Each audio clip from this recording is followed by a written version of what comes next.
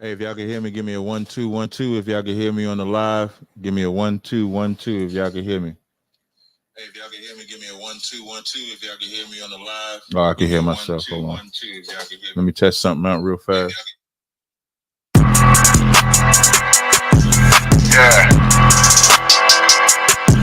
Yeah. You know what it is. I'm 40 for the rebel, busy man shit, nigga. They just head on, nigga. Pray where Eve did to Adam, I just pray my love don't lie to me. Swing the iron like stamps and I can't let no holder lie to me. I don't feel these rappers, oh they lies is hypocrisy.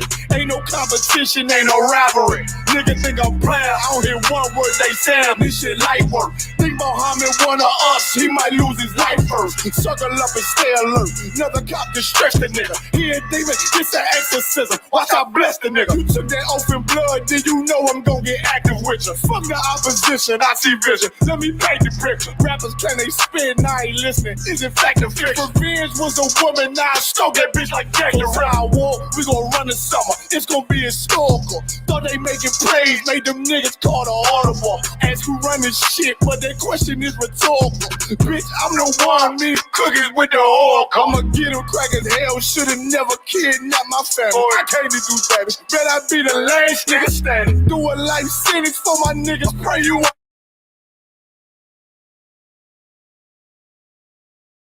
Appreciate y'all joining me. Welcome to Captain Tazaryach podcast, episode number 4. This one is gonna be real special to me. I get to bring my man. Usually I'm coming on his channel to get interviewed. But in this opportunity, I asked Sarnetta if I could actually interview him. Can ask him some questions so people can get a different perspective, maybe understand why Sarnetta does what he does. So I'm definitely looking forward to this particular interview. He is in my background. I'm going to bring him on the screen momentarily. I'm just going to play my intro and then we'll go ahead and begin the program. All right. So bear with me 1 second. Let me share my screen. Hold on. RG. Present, share screen. Intro, share. Here we go. All Hebrew Israelites Africans. Are black people today white people? I just cut it right there. That's what you need to know. Are black people today? Answer with that. Let me help you never change it. That's a solution.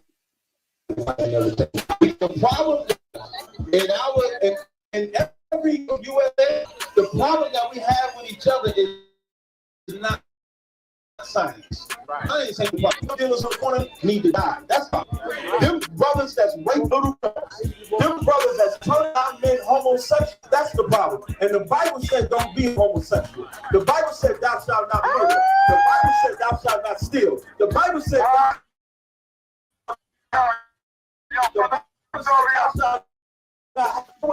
And you see how they want to turn the when I talk about but then forget that the Africans, the Arabs, and the white men are all a part of the transatlantic slave trade. So when you call yourself African, when you wear that when you want to be Amin Ra and all of that, you're just joining another enemy to you. Y'all don't listen to ISUBK, but we got the room on y'all floor. That shit don't even make no sense what you're saying. No, we not. Yes, you are. I tell you what, take us off the hundreds. Take us off. We don't got to do another motherfucking room on the 100 side ever. City in Detroit. You got the city Seneca Village where Central Park is at in New York. But that's not why the Wall Street thing happened. The reason that happened was there were a couple of black businessmen and white businessmen who disagreed on some type of a deal.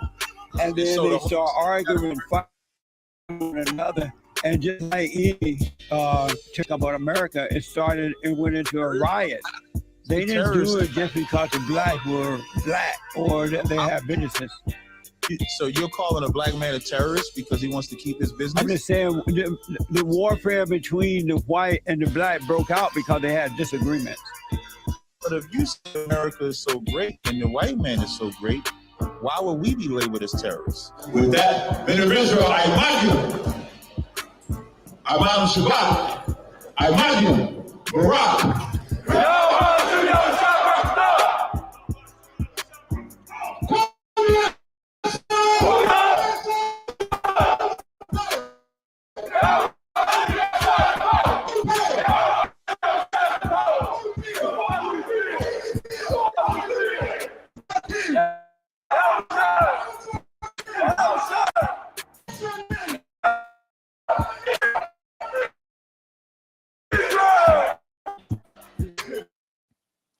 All right, y'all. We back. I'm gonna bring Sarnetta onto the stream. Sarnetta, are you there? Can you hear me? Yes, sir. I There hear you, you brother. go. What's happening? Look at my right hand man. Hey, you see my little setup here I got, right? You see the It's Roadcaster looking Pro up good. in the It's joint? looking good, man. Mike, That's the little fish yo. tank in Let the me back. I ask you. started it. Good. Let me ask you. Do you have a Ethernet? No, Is you know your what's funny? hooked up to the Ethernet? No, but I'm going to. So what I have, so my internet is upstairs, right? But I bought a this expensive ass Wi-Fi extender, but has an Ethernet port. It's plugged into my outlet over there, so I know where you're getting at. So what I'm going to do is it has an Ethernet option in that power out socket. So I'm gonna go from there Yeah. to my laptop. Well, right? your drone is looking good right now. It's just that when you was playing the video, it was a little choppy and stopping and going. So that's why I asked you, did you have an Ethernet? But it's looking good right now. It's clear. I like Yeah. what you're doing. Yeah, this is a good thing, man. I love it. You see the little fish tank in the back. That's because I started to do Yeah. a virtual backdrop like you, but I like having my little fish tank and stuff. You see, I got, Well, this is the green screen that I got. So, yeah, that's what I was gonna do, something like that. But you see my Thanos glove, a brother bought that for I me see for destroying the conscious community. Yeah, I But- see it. It's good. I love it. I love it. But definitely, man, welcome to the Captain Tazaryach podcast. This is episode number 4. A lot of people may not know the reason why I mentioned the equipment in particularly because this brother gave me this equipment. He didn't have to. He You heard ain't got to about say that. You ain't got to keep telling people that, man. This is I all like good. giving you your props. I like giving you your props. Yeah. So I think this is going to be a very interesting interview. It's a different kind of interview. Usually when me and Sarnetta get together, there's some type of debate or event going on where he got to be in a particular mode. I got to be in a particular mode. So now we get to get Sarnetta in a different environment. He don't have to worry about getting attacked or anything. And then people can see another side. Like what makes they're gonna attack me. They're gonna attack me in the chat, but I'm good. I'm battle scarred ready. It's all good, Definitely. And then I'm streaming this for my listeners. I'm streaming this on Cross the Line Radio, but I pinned the link to the top because this link will be going down on Cross the Line Radio. I need to subscribe and follow my actual Captain Tazaryach in the Lab channel. So after about 10 or 15 minutes, you're going to hear me give another announcement. So if y'all could just click that link over there and come over to my actual podcast because it'll be going down soon. So are you ready, Si? Yes, sir. Yes, sir. So where I want to start in this interview is like, what was like before you became anything? Like, what was it like for you growing up in the Harlem? And I believe, is it the Bronx too, or is it just Harlem? Just Harlem. Gotcha. So what was it like you growing up in Harlem? What was your life like? Like, what was your upbringing like? What was your surroundings? What was it for a young Sarnetta coming up? Well, I wasn't Sarnetta, of course. I was just Frankie coming up and started branching out, but it was very poor. I grew up in a poor household. Okay. You know, my mom's had to raise 7 of us. It was 7 of us, and she raised us by herself. I got a chance to meet my father maybe twice, maybe when I was like 5, and then another time around 7. Never seen him again. And so, you know, it was so bad for us. Excuse me? I said you never seen him at all? I've seen, not after like 7 years old. That was it. I never seen him again, you know. And for a minute, I used to kind of blame him. But as I got older, I just learned to love and respect him for the simple fact that, you know, I'm here. You know, I'm here. So I didn't get caught up into trying to blame him as I got older. You know what I'm saying? I just damn appreciate it. Goddamn, I'm here. If it wasn't, I wouldn't even be here. So you know how most people grow up and they hold that on them, and then they have their resentment. Yeah, they tend to want to blame the father. I ain't had a father when I grew up. I'm not doing none of that stuff, man. You know? And so what that taught me was to always be there for my children. You know, always be there for my 5. I got 5. You got know? 5 kids. Okay. I think that's a beautiful thing you said, because a lot of times when we grew up like that, because I grew up the same way. Now, I didn't not see my father at 7, but he was in and out of my life in different pockets. And a lot of times we as men, we grow up, and even if we have kids, we carry on the same curse, so to speak. but we don't be in our children's lives. So it's good to hear that even though you grew up in a horrible situation, you didn't let that situation affect you as you grew up. Right. But it just taught me, it taught me something. It taught you a lesson. And that's the thing about life. It's going to teach you a lesson on the left or the right. It's either going to teach you to correct the mistakes that our fathers made or to keep them going. So that's good to hear that you said that. And so, like, was you in school? Did you, was you active like in school, high school? Yeah, let me finish this real quick. From the beginning, like when I said I grew up poor, poor. My mother was on welfare. She had to maintain and manage all of us, all 7 of us. I have 7. When you say 7, you got 7 brothers and sisters? Yeah, siblings. Yes, I got 5 sisters and 1 brother. Okay, 5 sisters and 1 brother. Okay. 1 brother. Yes. Okay. And so, are you the oldest? You the youngest? No. I'm like 1, 2. I'm the third. I'm the third one. Are you the oldest boy? Yes. Okay, so you the oldest boy. Got you. Okay. Yeah. Okay. And so growing up, going to school, living in Harlem on 114th Street. Yeah, there was times it was so bad. See, these kids don't know how good they got it today. Where they got cell phones, they got computers. Right. Look, me growing up in Harlem, there was times where me and my sister had to share the same clothes. Sometimes she'd wear the sneakers one day, I wear them the next day. Stuff like that. My mom's going. I remember real good going to Woolworth with my mother, and she had to buy the 2 pairs of sneakers. Like you get 2 for $7, and stuff like that. I know I'm not the only one that grew up like that. Like when you look at the older G's, they could tell you the same stories. Like, yo, man, I know what I'm talking about. But for the new people, they wouldn't know what that's like. You see what I'm saying? And so at a young age, I got out the house real early, like in my teens, let's say like around 15. Cut in when you want to, Captain, because I could keep going. Just but see, this is what I want. Like, so the podcast is to bring them more personal. You know what I mean? Right. So as long as you're comfortable, I'm comfortable, and the audience, it gives another side of you, and I think that's important to actually conducting a good interview, and that's how I want this to go. So the more you give, I think it's the better, so people can understand. Because a lot of times, I think they look at us as either like a superhero or a villain or something like that, and they don't understand the psychology of where we come from, which created what we are today. So it's on you. This is all about Psy. Yeah. So where was I growing up? At a younger age, I just wanted to get my own thing. Going to school, I'm looking at brothers, how they looking good, and that stuff about how your peers can influence you, that is real. I wanted the good things that they had. So at an early age, I started dabbling and dipping into drugs, man. Getting caught, going to jail, coming home, getting arrested. My mom's beating me from the precinct all the way home. You see what I'm saying? And most of the times we would try to get out of a whipping by going to bed early. No, not in my house. My mom did the same thing. Right. She did the same thing to me. And I'm talking about when people say stenching cords, I'm talking about stenching cords, belt, whatever she could get. She will beat my butt, brother. Get whatever she got her hands on. That's exactly because what there wasn't no father in the house, and you know what the saying goes: no woman can raise a man. So I guess he probably looked at it like, "Oh God damn it, I'm gonna make sure my boy grow up right." Right. And so, yes, I was going back and forth in and out of the prison. I never had no real big crime, with the drugs. Nothing like me.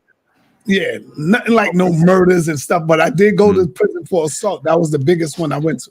And was that from like growing up, like hanging with the fellas and doing all type of bad? No, that was for defending my mother.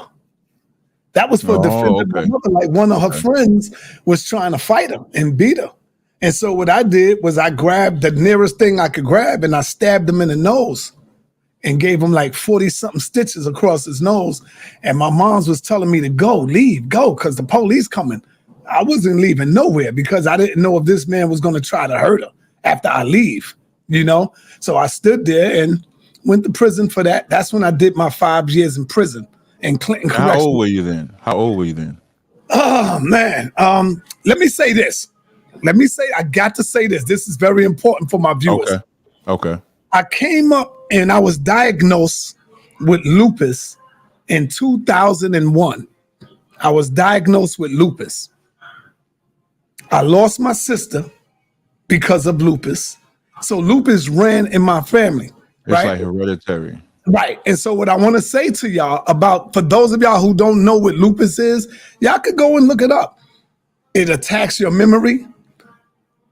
It's like a real memory loss. That's why sometimes when y'all see me, I'll be like thinking like, oh shit, like what I'm supposed to say, because it makes you forget a lot of stuff. So go and look up that and you'll see it's a lot of memory loss. So when you ask me how old was you, I don't even remember that, bro. That's why I had to say that. I don't even remember that. I got to write stuff down most of the times. Okay. When I'm dealing with dates, so when y'all see me go live, I write stuff down a lot. Okay, well, sorry to hear that. Now I know of that. Like we talked about this, years ago. It so I'm familiar with that. System, all of that. So. Okay. Yeah. And so after you get out, so now we get to, so you get out, you serve your bid. Now what puts you into the mind state of creating you now? Like, so you get out of prison, like what was your steps after that, like coming out of prison?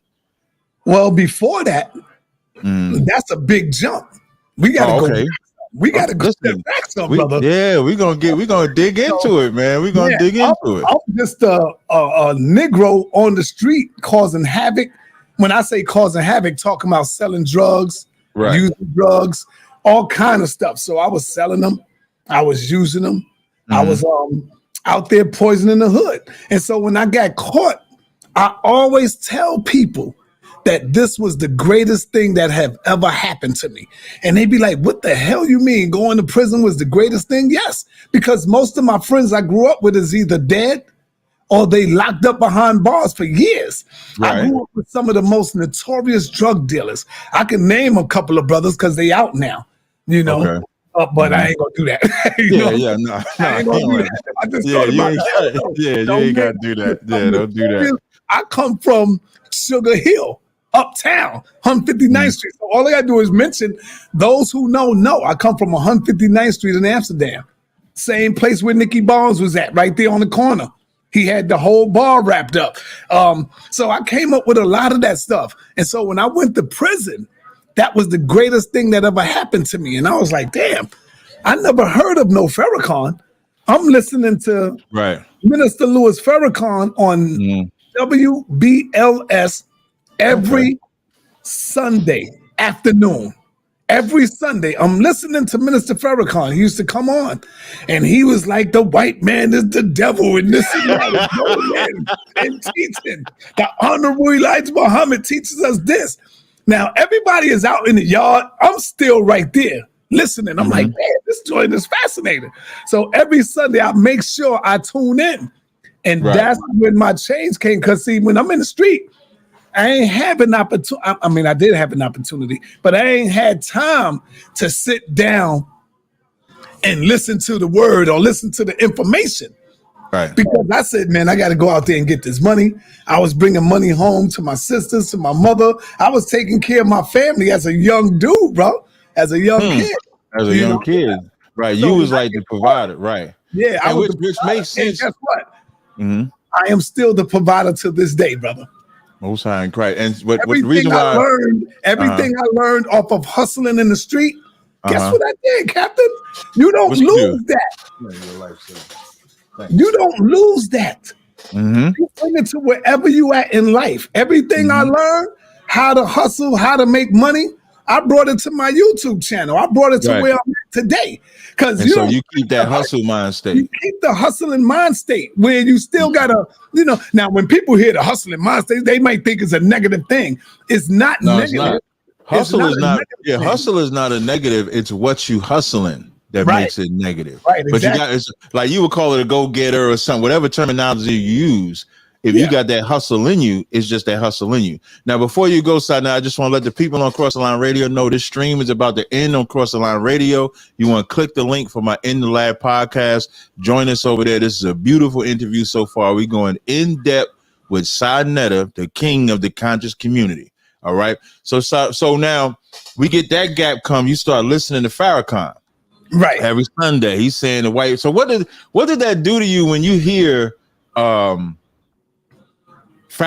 saying what he's saying, coming from where you coming from? Like, did you have that position or an inkling of it before you heard it, or was it like he woke something up in you?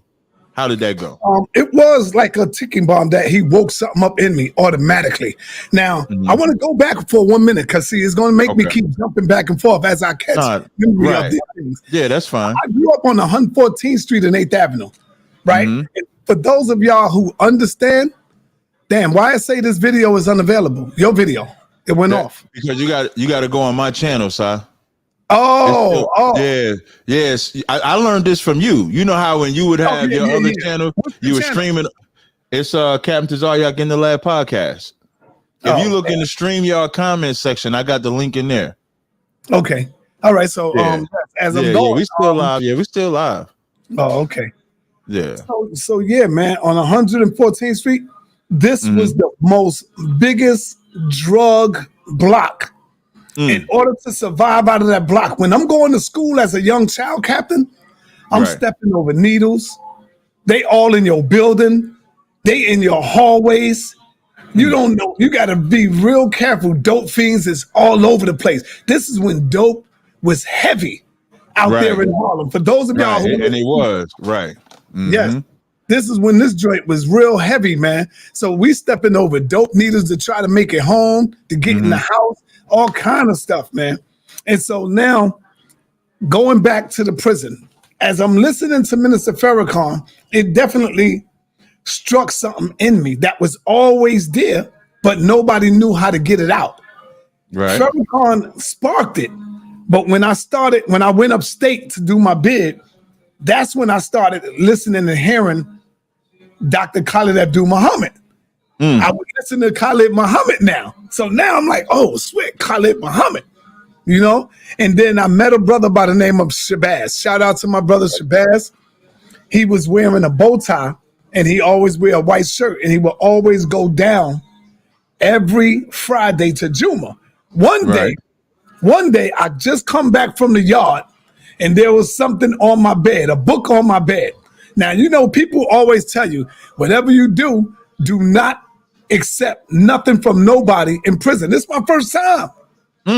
Anybody throw never do what? It said never do what? Anybody throw candy bars on your bed? Don't open that up and eat it, nigga. I learned that. The soap drop, nigga. Don't pick up that soap. So right. As a young kid, I've always heard these stories. Hey, Si, hold on. Si, hold on 1 second, Si. Hold on 1 second. Hey, that would die. You got to be making sure you're watching on my channel. That would die if you're there. Yo, I'm trying to look for your channel too, though. Yeah, my channel is fine. Yeah, but what's the name of your YouTube channel? It's called Captain Tazaryach in the Lab podcast. Oh, okay. All right. Yeah, you got to make sure. Hold on, wait. Let me just pause you 1 second, Si. I just got to get this brother straight real fast. Shalom, Lord Christ. Dawadah, you're not in the room no more. And your channel that's streaming it, you streaming Cross the Line Radio. You got to stream my channel so they can hear it on Clubhouse. Yeah, I was on your channel, sir.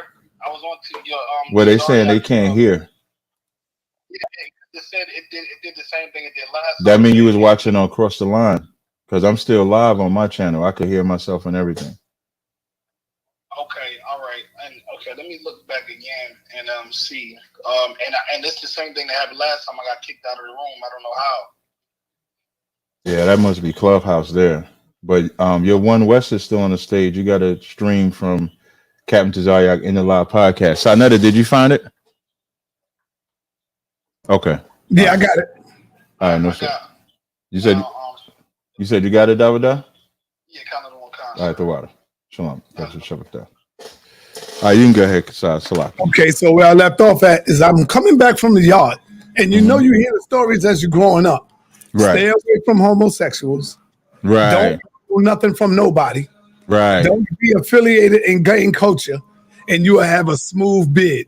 So I remembered all of this stuff because I've always hung out with dudes that were older than me. I was like young, because you know how the older dudes are. Right. hold that. Make sure you hold that pistol. Put that pistol in the back. Make sure you hold the drugs. So that's what I'm out there doing. Right. You know, the only dudes that look at you is like, we gonna let this little nigga hold it. The police ain't gonna run upon him. Ain't gonna say nothing. Right. Or he'll come home. Right. Exactly. Right. So I'm out there. I'm holding all the stuff, and I'm doing this, getting paid, going home, money, pockets fat. And so in the joint, they say never. If somebody throws something in your bed, on your bed, don't eat it. So they, you know, Snicker bars, candy. I come back from the yard. There's a book on my bed, and the book was "Message to the Black Man" by the Honorable Elijah Muhammad. I took the book and I threw the shit out myself. Like, I ain't know. I'm thinking about books, candy, all that. Even though it was to wake me up. So I throw the book out. On the time to go to chow, the brother came up to me and said, "Yo, brother, what's up, my man? Peace. My name is Shabazz." And he got on the bow tie, and I'm looking at him. And he's like, "Yeah, man, did you see the book?" And all that. I said, "Oh, you put the book on the bed." He said, "Yeah, man, you need to read that and get some knowledge yourself." This is like the whole thing going over, looking at the Malcolm X movie. Remember when Malcolm had the permanent head? Right. Bro, I'm telling you, I'm in my cell. I'm reading the dictionary. I'm trying to study. And so ultimately, me and the brother became cool. We walking around the yard all the time, building. Man, the Muslims hated us, Captain. Because we was talking. Why did the Muslims hate y'all? Because we were saying we were God. The black man is God. And the Muslims was looking at that as blasphemy. You know? Oh. You know, what you mean? When you say Muslims, are you talking about... I'm talking about the Muslims. Like black Muslims or like Arab? Black Muslims, brother. Black Muslims. Our brothers. Because we were saying the black man is God. You know how the messenger taught. Right. The black man is God. You know? And Master Farad Muhammad was the messenger. Stuff like that. So we was in there doing that.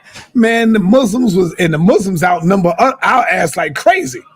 So we were so yeah, we had a target on our back.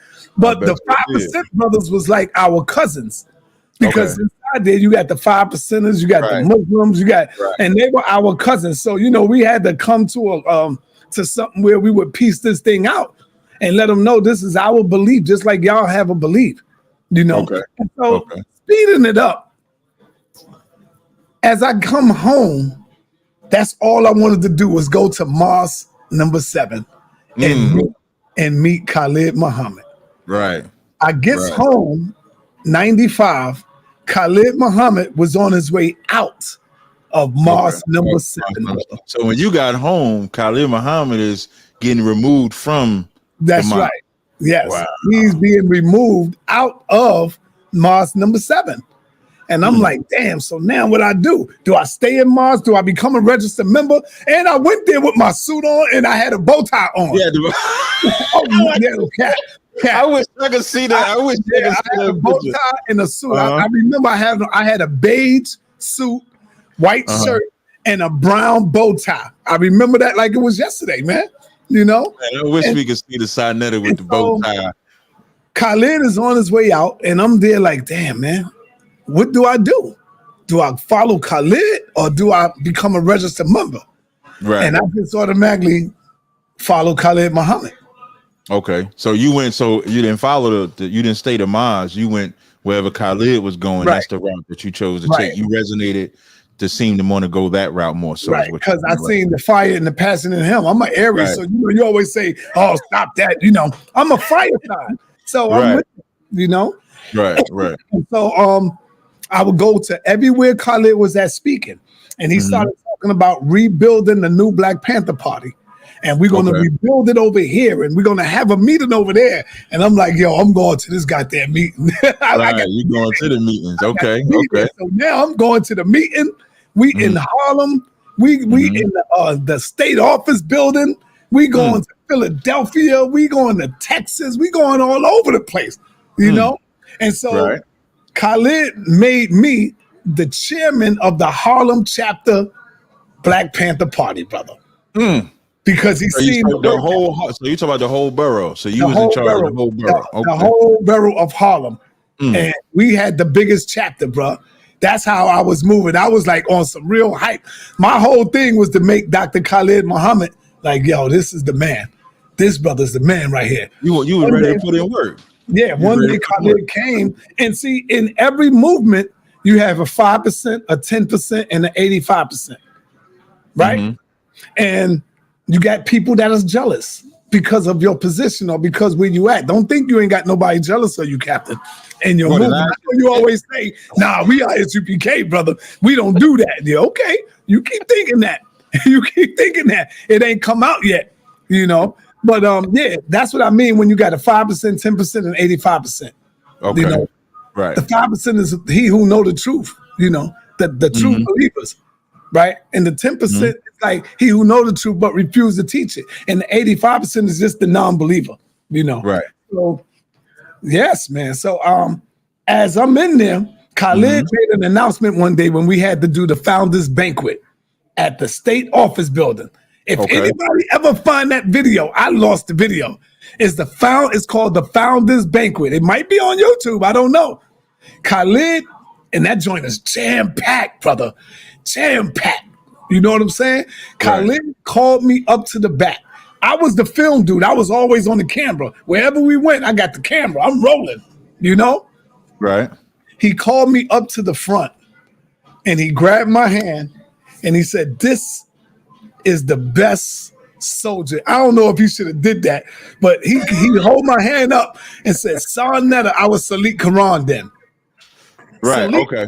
Salik Quran. Salik Quran? Yes, because I was involved in the Islam. Remember? Gotcha. I was Muslim.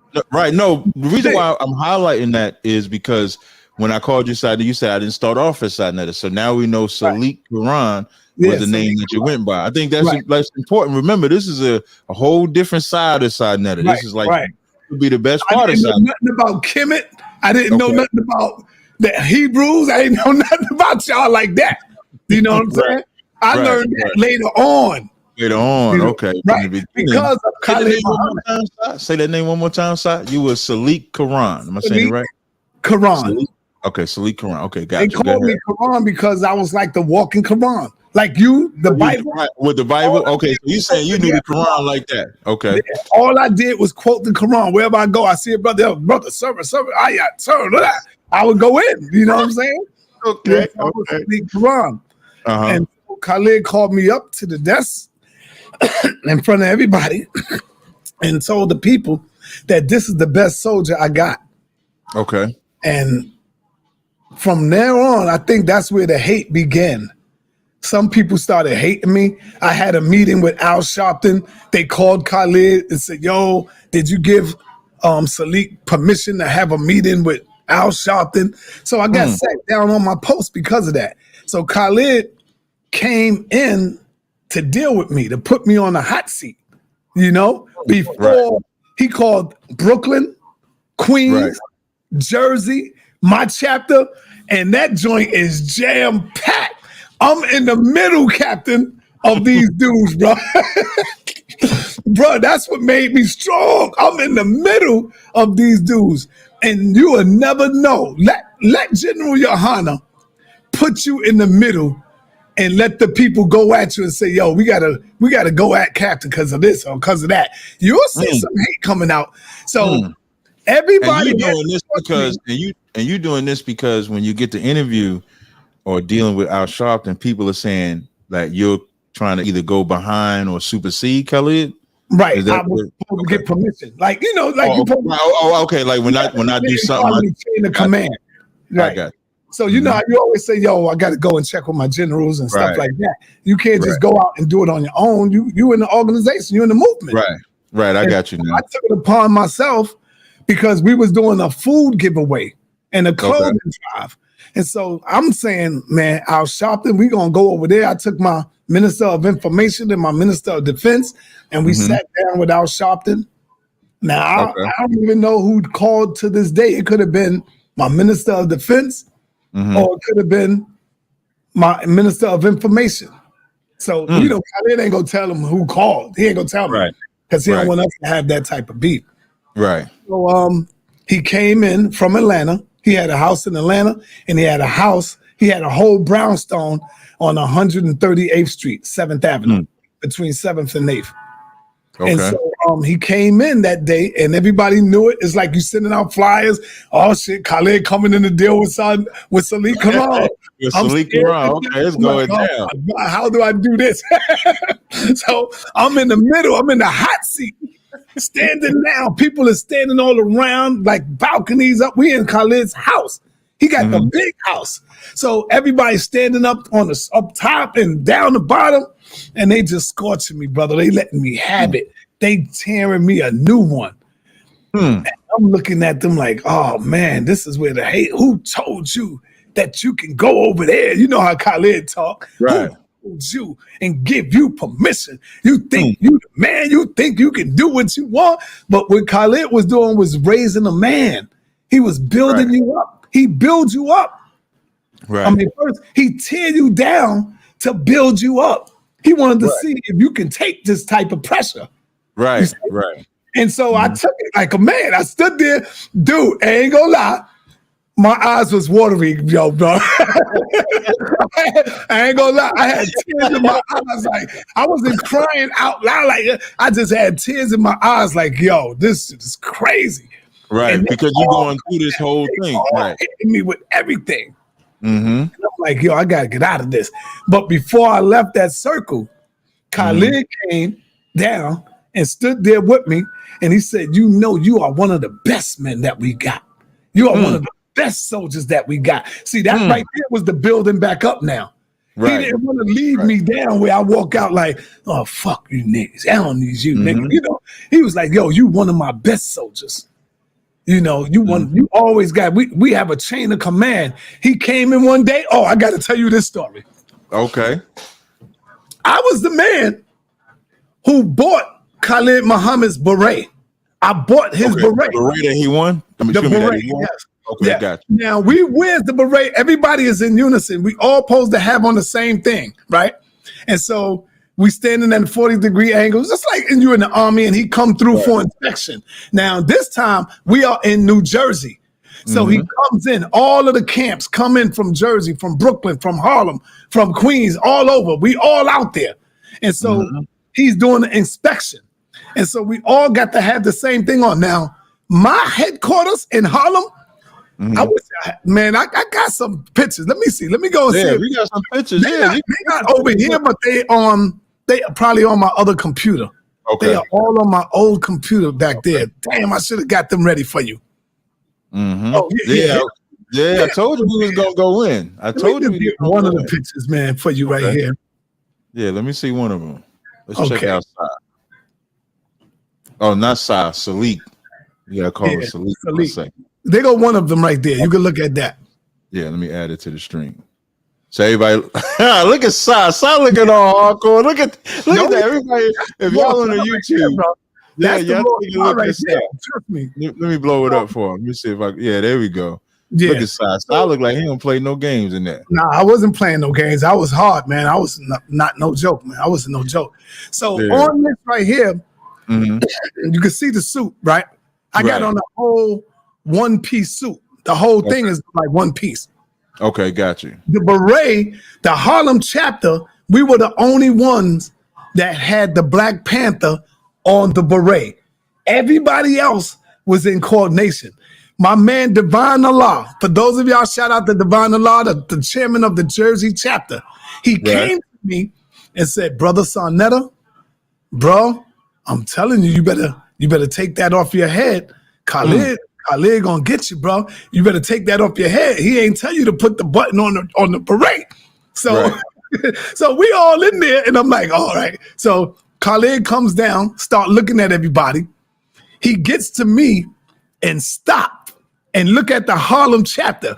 We was looking good, Captain. We was looking good, bro. He looks at me and look at the Harlem chapter. Right. He looked, and then I looked at Devon, because you don't supposed to be looking around, but I'm using my. You gotta look forward. Yeah, you gotta look forward. Devon thought he was gonna get at me because of that. He's just waiting. Yeah, I told you, nigga. I told you. Khalid looked at me, and then he turned around and looked at everybody else. Then he looked at me, Captain, and turned around and looked at everybody else, and he said, "Everybody, put the button on your beret." I was like, God. That was like a sign. Like, you know how you signing after that? Like, Right. because I'm thinking he going to light my ass up again in front of everybody. He said, everybody, put the button on your beret. I started that, Captain. Okay. Today, with the beret and the button on that, Malik Zulu Shabazz, he'll tell you. There we go. Give him a bomb drop for that. That came from Sarnetta, man. I did that. That's all facts right there. So let me show you another picture. Okay. Right? That came from me, man. Let me see. Let me blow this up right here. I got some pictures, but yeah, whatever you got, we definitely want to see. Remember, this is the journey to get up. And listen, y'all, for those that are listening, if you're on Clubhouse, take this time, take a moment. We got 105 people in here. If y'all want to share the room, let's try to put this up at the top of the Clubhouse. If everybody could just give a quick share on Clubhouse. And we ain't even got to the debate part. Like, we still in the 90s with Sarnetta trying to get his background. And this is kind of exclusive because there's not a lot of times when you want me to share this one right here, right, Si? Yeah. Okay, because we don't really get to see Sarnetta in this position. So I wanted to get like a origin story, middle story, and then we're going to get into the debate part when it's really going to turn up and be even better. So now this picture we got on YouTube, of course, is Khalid Muhammad himself.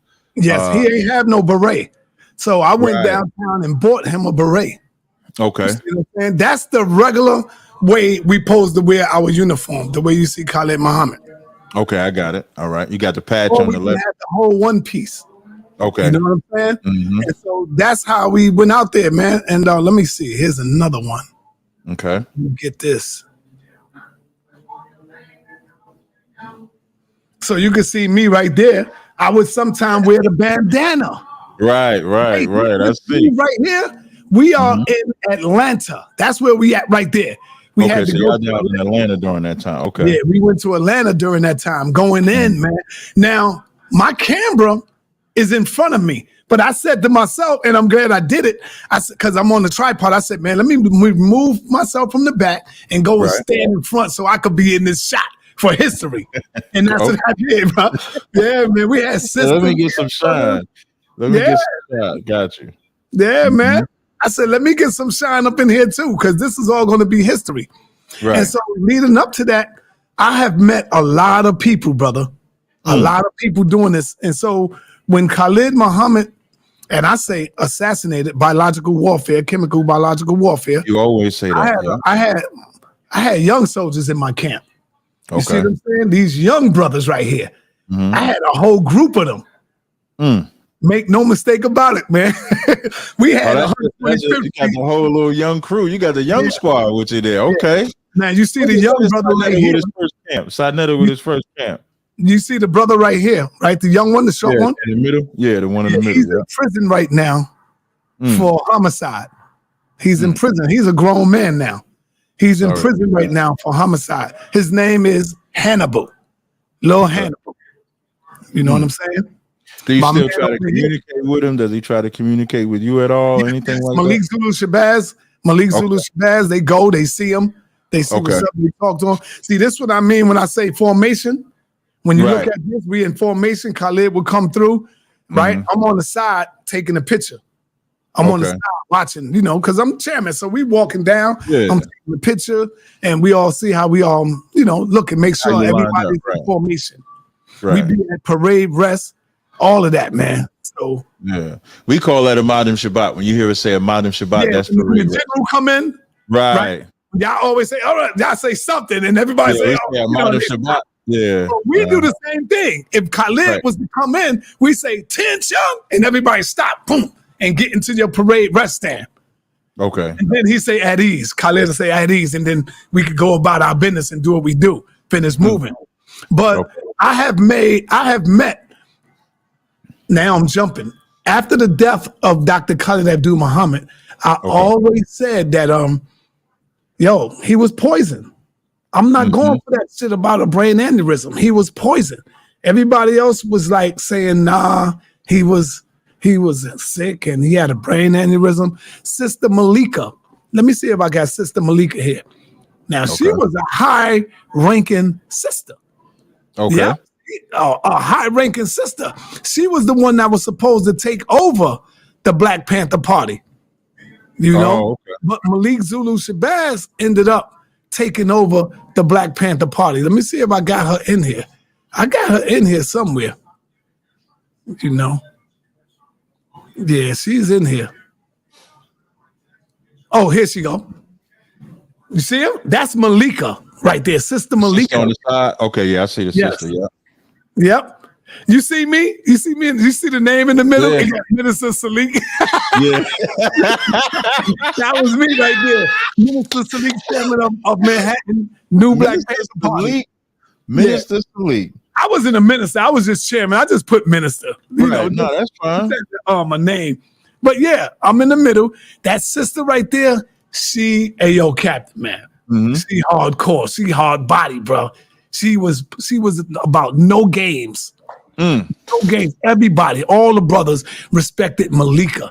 The brother that you see at the other end is Hiram Ashanti. He was our national field marshal. He was the one that would go to every city to make sure, like, you know, if Khalid say, yo, go check out this, make sure they all right. Like, you got a field marshal who go around and come visit your movement. Like what's my man name? That you got that coming. I said, I want you to interview him. I want to interview him. General Mahyman. Yes, General Mahyman. He might come to your city and see y'all and come in and sit down with y'all. Something like that. You know what I'm saying? General Hyman. Well, that's what we had. He was the field marshal, Hiram Ashanti. I still speak with them to this day. I still talk with them to this day. The only one I don't talk to is this Sister Malika, brother. Sister Malika told me when Khalid Muhammad went down, she called me and said, Salik, because me and her was cool. We had a good relationship. She said, yo, Salik, get out. Get out now. And I'm like, get out? What you mean? Get out. It's like she knew something was going on. Right, right. Said, get out now. And I'm like, yo, I ain't never tell nobody this, bro. She was telling me to get out. Khalid did not die from no brain aneurysm. Right, and because like, was he unhealthy or something like that? No. I mean, because he struck me as a brother that was always in shape. But shit, I had high blood pressure. I've been having high blood pressure for a long time. You know, I'm not saying it's good. You got right. I'm surprised. I'm not saying making it look like that's a good thing because you could get stroke and all that. But I got my little medication for that. You know, sometimes my pressure go up high. You know, fucking with this YouTube shit, yo, high blood pressure, bro. You know, that's what I was saying. Yeah, that's what I'm saying. You got that high blood pressure where you be going off on YouTube. Leave this alone. So I stood with it for a little while, and then I kept hearing everybody trying to make excuses that Khalid Muhammad, he just died from a brain aneurysm. There was a brother, Michael Muhammad, who was with Khalid Muhammad. He was the one that was security for Khalid. As soon as Khalid Muhammad went down, he went right back to the Nation of Islam the next day, bro. He was back at the Nation of Islam. And it was shocking to me that Minister Louis Farrakhan didn't even come to the goddamn funeral, bro. He didn't even go to the funeral? No, sir. He didn't come to the funeral. He didn't even come to the funeral. But I'll tell you what he did do. He got up on stage and made a video and made some statements that Khalid Abdul Muhammad was gay. No, he didn't. Hey, yo, see? Man. I'm trying to tell you, bro, the video is out there. Everybody knows this now. I can say it because the video is out there. The video leaked. It was an in-house meeting between Farrakhan and the Nation of Islam. And someone leaked the video. Leaked the video. I wish we had that video to play. I did not know he said that. If you search for it, you'll get it. Seek and you shall find, brother. It's out there. The video is out there, bro. Make no mistake about it. The video is out there. You know? Right. How did that make you feel? You knew this back then? I knew it back then, but I really didn't want to say nothing because this is a vicious thing. And I wasn't only thinking about myself. I was thinking about my family. Because if you could get Malcolm X and you could kill Khalid Muhammad and Dr. King and all these great, powerful men. Who the hell am I? Who the hell am I trying to get me for speaking out? The reason why I was asking you that, because like if I'm trying to get back in that moment when you finding out all of these things. Like you a brother, you down. Hold on. Yeah, I see dude right there. I see behind Khalid Muhammad. Yeah. That's behind him. Yeah, I see it. His name is Michael Muhammad. He was always with Khalid wherever he went. Now, some people were saying that Farrakhan had spies and had agents inside of our headquarters and what we were doing. This dude right here, he was with Khalid wherever he went. He was like Khalid's top security. Okay. The minute Khalid Muhammad died, he went back to the Nation of Islam and was set on a post. As soon as he got the nation, he was back minister of something. He was a minister of the youth. Yeah, he was a youth minister. So you ask yourself a question: how the fuck this nigga become a youth minister in the Nation of Islam right after Khalid Muhammad's death? Now, I'm not saying he had something to do with it, but it makes you think. Right. That's what I'm saying. Right. For him to leave right away. I get what you're saying. The brother you see over here on the right is Aaron Michaels. He's the founder of the new Black Panther Party. He's the one that contacted Khalid Muhammad, Dr. Khalid Muhammad, and said that he would like for Khalid to be the national chairman of the Black Panther Party. Okay. I would love for Khalid to be the chairman, the national chairman. See, Aaron Michaels, founder of the new Black Panther Party. He's the founder of it. From Texas. Let me turn this ticker off so the people can see it. Hold on, let me take this ticker off. Let me hide you. Okay, now they could actually read it now. So say it again. Yeah, Aaron Michaels is the founder of the new Black Panther Party. A lot of people think Khalid is the founder. No, Aaron Michaels contacted Khalid Muhammad and said, I want you to be the chairman of the new Black Panther Party.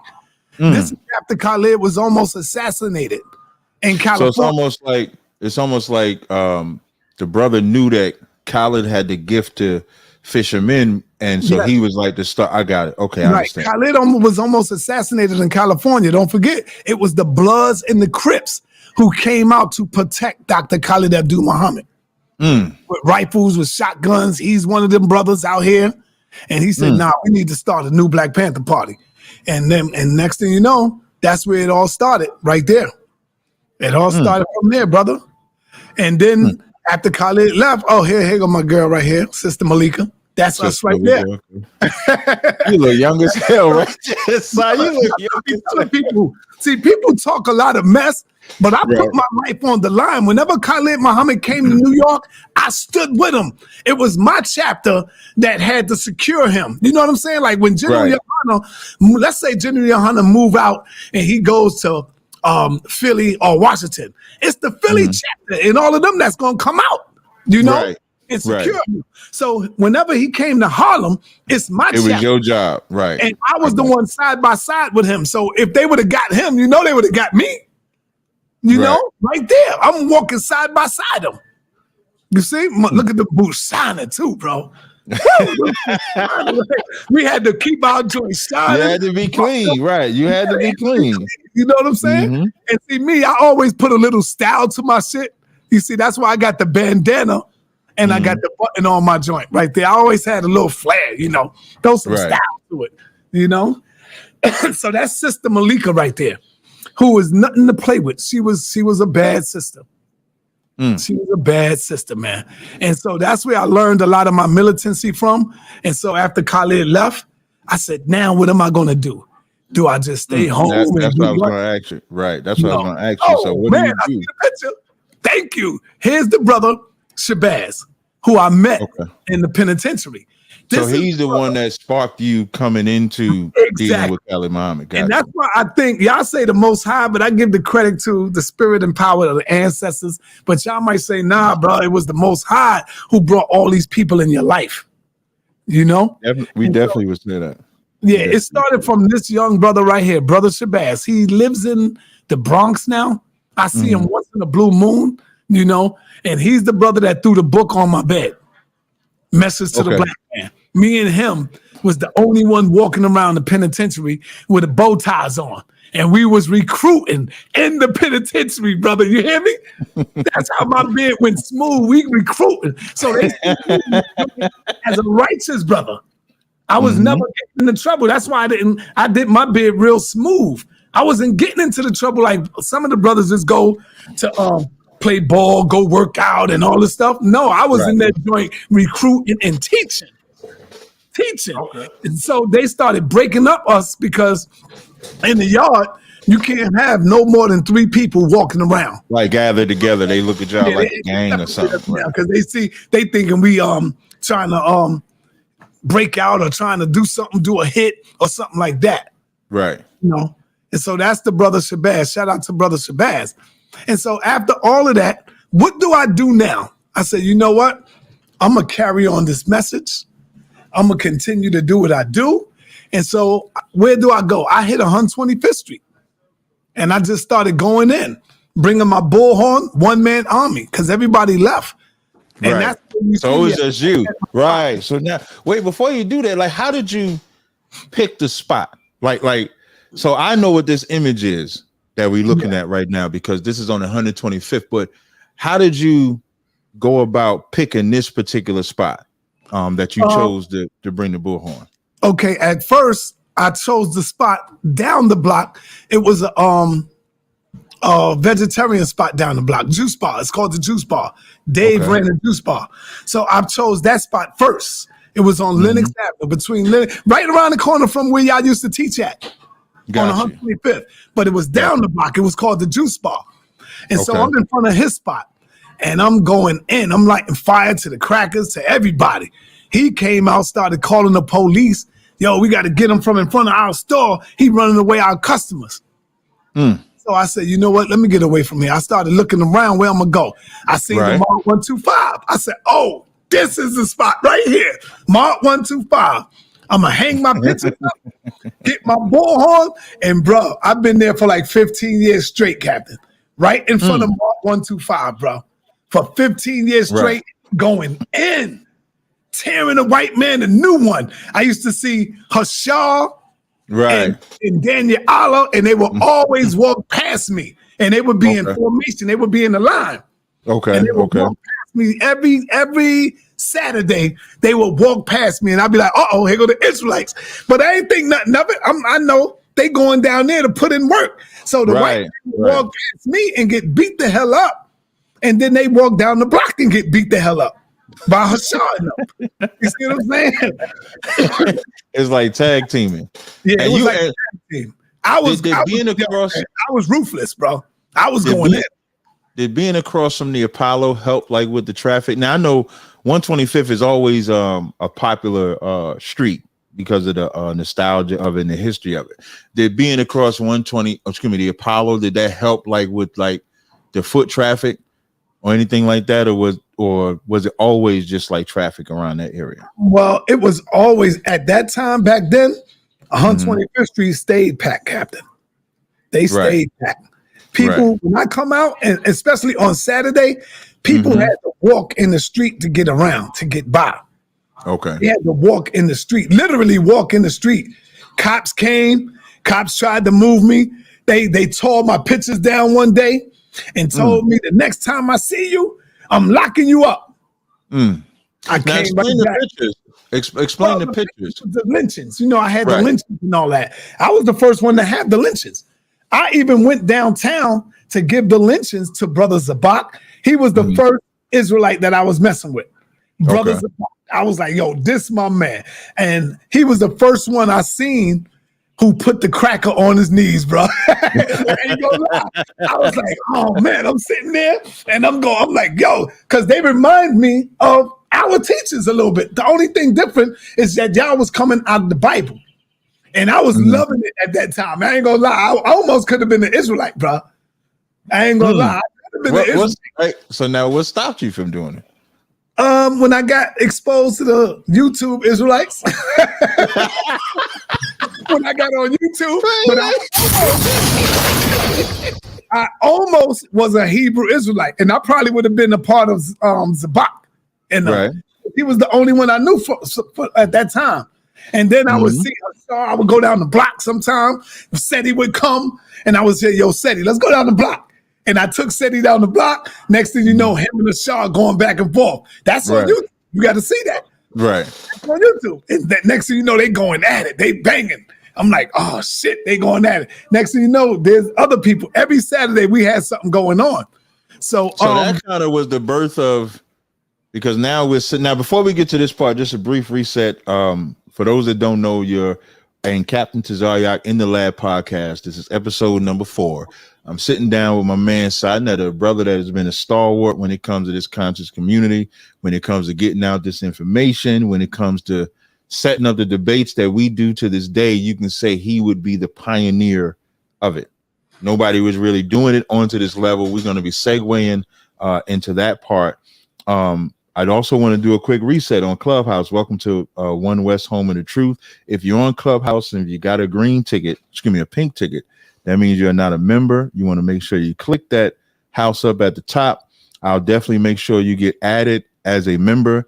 We have 117 people in the room. Let's make sure we share this room. It's a public space. If Sinetta has time, we may do a Q&A if he wants to take some questions.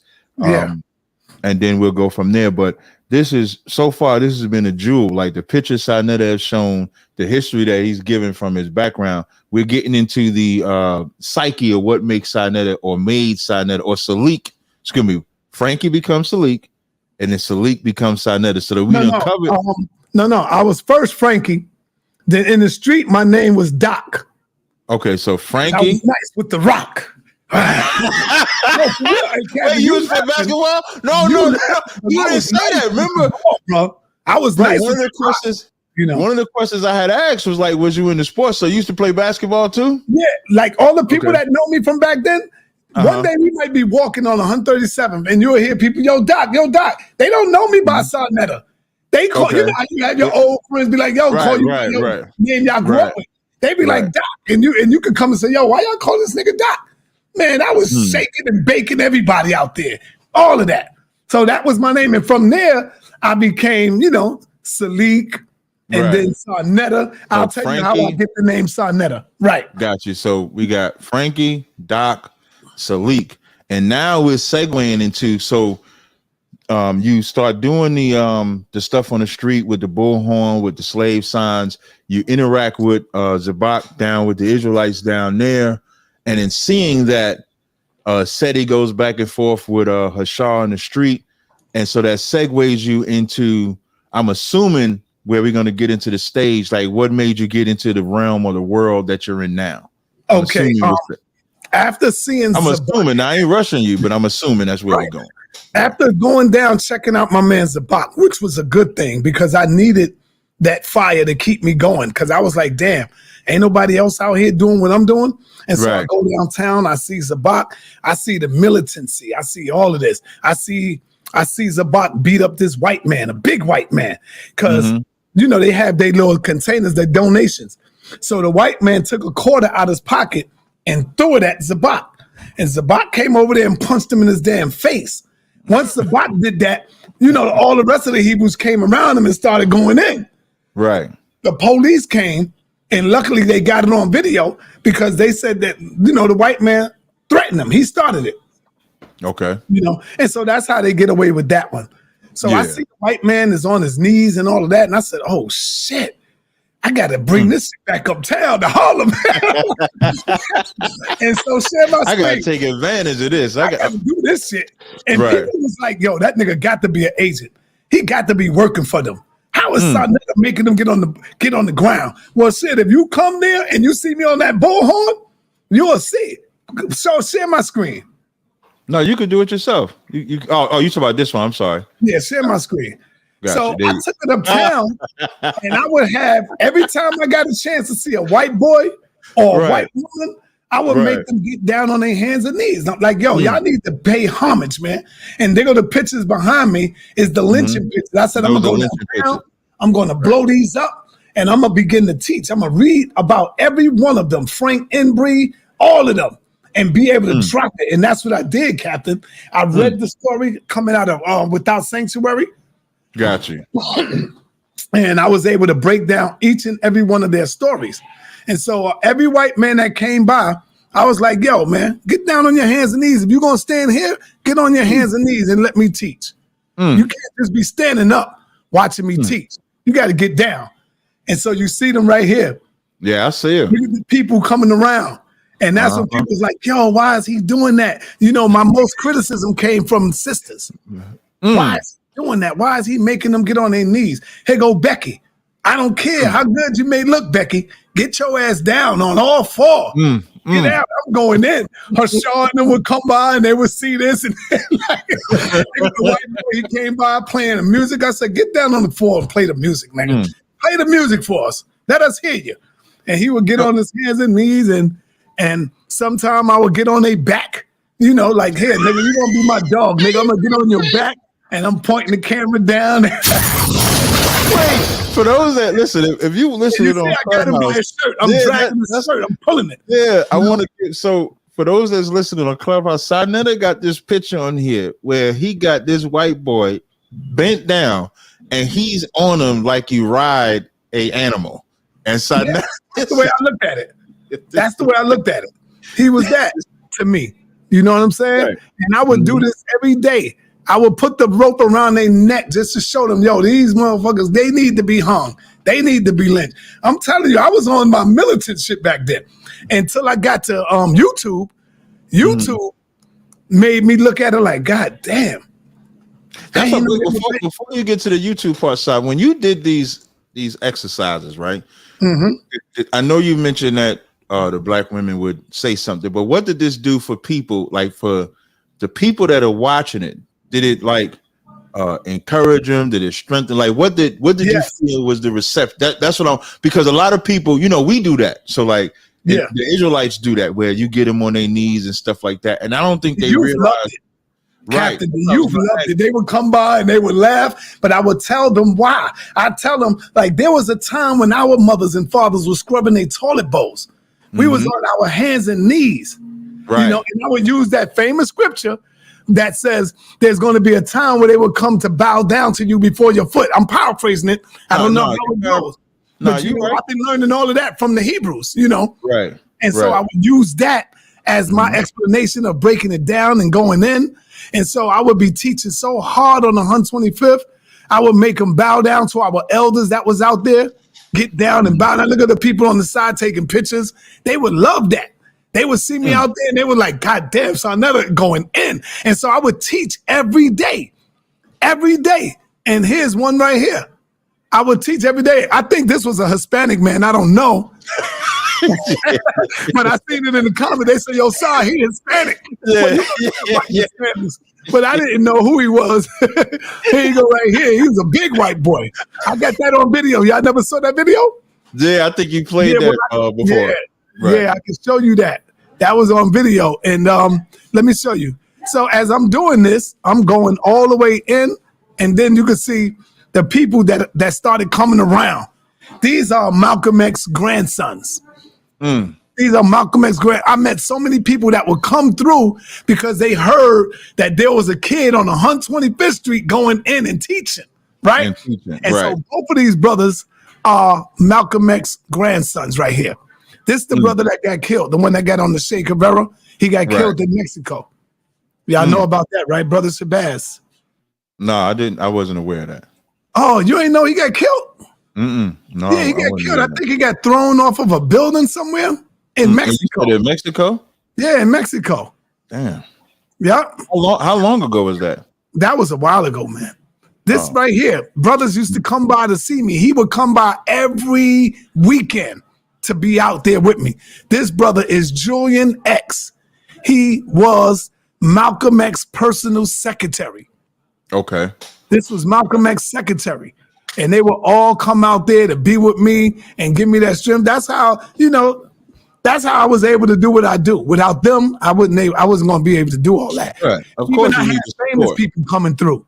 Oh, there go Rakim. I interviewed Rakim. I don't know if y'all saw that video, but Rakim came through a few times. Okay. Watch me and stand by there. Method Man came through one time, right? And he said, man, I'm going to come back and I'm going to bring a group of kids and they're gonna be there to listen to you speak. And so there he go right there with his group of kids. Yeah, he brought the kids to come. Yeah, he brought the kids. Bro, I was out there doing history my thing. People don't know. They think I'm just some nigga that just popped up on YouTube. I've been on the streets of Harlem teaching for years, Cap.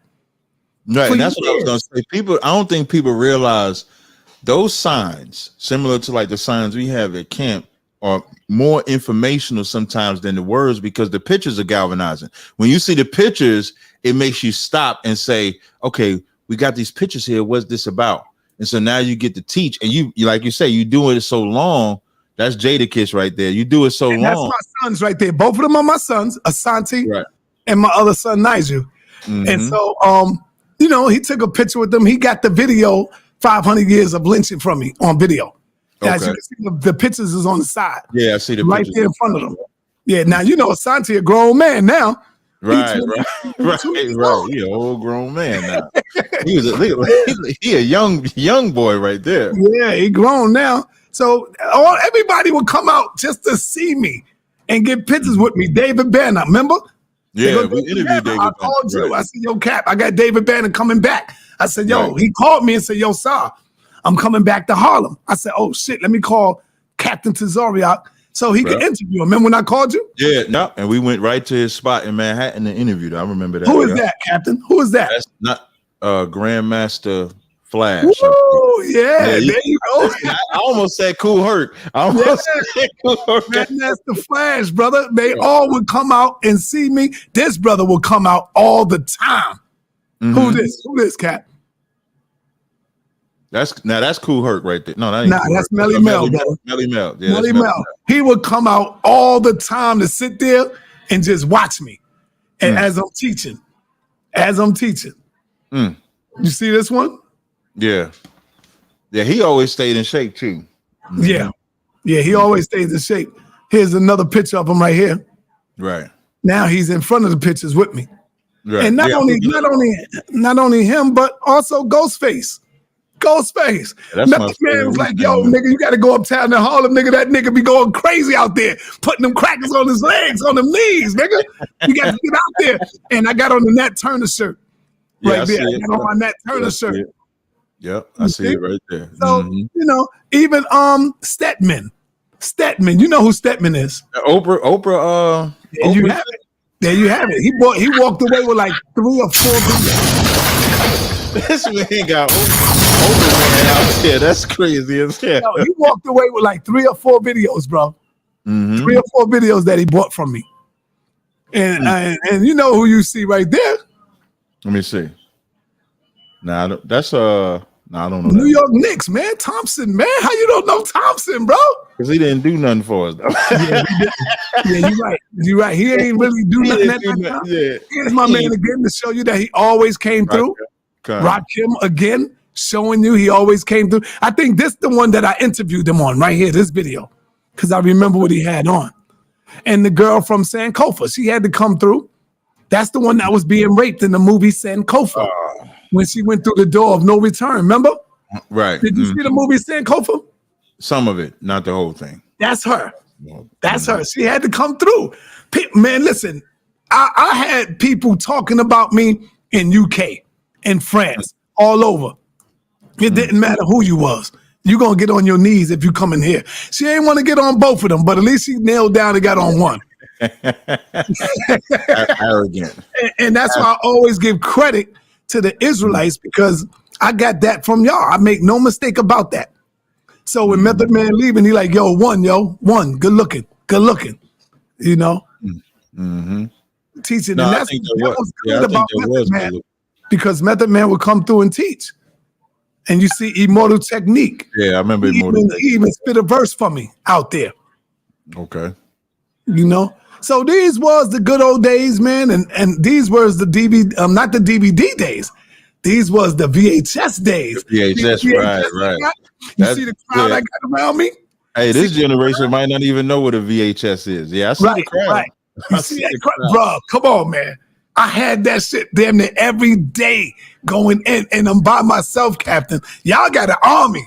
I was out I was out there with my bullhorn by myself going in. Solo. You was out there solo. Going in, bro. And that's what kept me sharp. People would come by just to get pictures, to stand right there with me. They bring their students from the school because they wasn't learning this in school. Nah, they wasn't learning none of this. Then, the history that we was learning back then was not our history. So you on the street is almost like a living class or a live class that they could come by and take a look at. And so that's what made it more interesting. And with the fire, I tell you, getting white people on their knees, there's not. That's Professor Smalls, right? That's Professor Smalls. He always called me his son. He called me his son. That's the young Smalls. But I don't think people realize they see you getting white people on their knees. They're going to recognize there's some type of power to do that because we're so used to being the ones being put on our knees, the ones our back being beat. So when when you see something, when you see it in reverse, it's inspiring. Like, how was he able to do that? Why is he not afraid? All of that are good teaching tools to do it. And I hope people look at the lesson, and because a lot of people give us the same flack they give you. Like, why y'all doing that to them? See, the youth, that was my goal. Teach them kids, teach the babies about the lynchings. Right. That's what I was doing right there, brother. You know, you got to come back out. Oh man, they said that, but I can't do that like that because of my what happened to me and what I've been diagnosed with after that. Right. But I tell you one thing, y'all, I get this from the Hebrews and I gave y'all credit, but there's one thing I did that y'all didn't do, Captain. What's that? Put a Jew on his knees. No, we did that. Put a Jew on his knees, goddammit. No, we did that. Jew on his knees. You see him? No, I see it. I see it. He's trying to hide his face because he know if his people see him, like, what's he doing bowing down to this nigga? And you see him with his strings on the side of him. I see it. I see it. I see. We've done that too. Turban on his head. I mean, what they call it? The yarmulke. What they call it? The yarmulke. They call it. He got this little yarmulke. I'm standing over him. I got my fist up in the air. There's another shot of me when I grabbed him by the neck. I gotta look for that. I got him by the neck, bro. Where's that one at? Let me find that. Oh man, that was a good one. I got him by the neck and holding. You reminiscing. Oh yeah. Oh yeah. I told you this was gonna be a good interview, sir. I got him by the neck, boy. Look at this one right here. I called all my peoples over. I was like, yo, come on, y'all.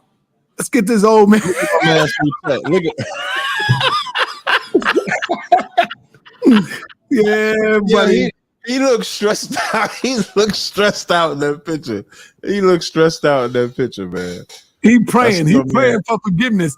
I said, yo, you need to pray to your mother and father, nigga, for forgiveness. And I'm going in on him. See, my man. You might have to re-upload some of them videos. Yo, he always came through. There you go again, Melly Mel.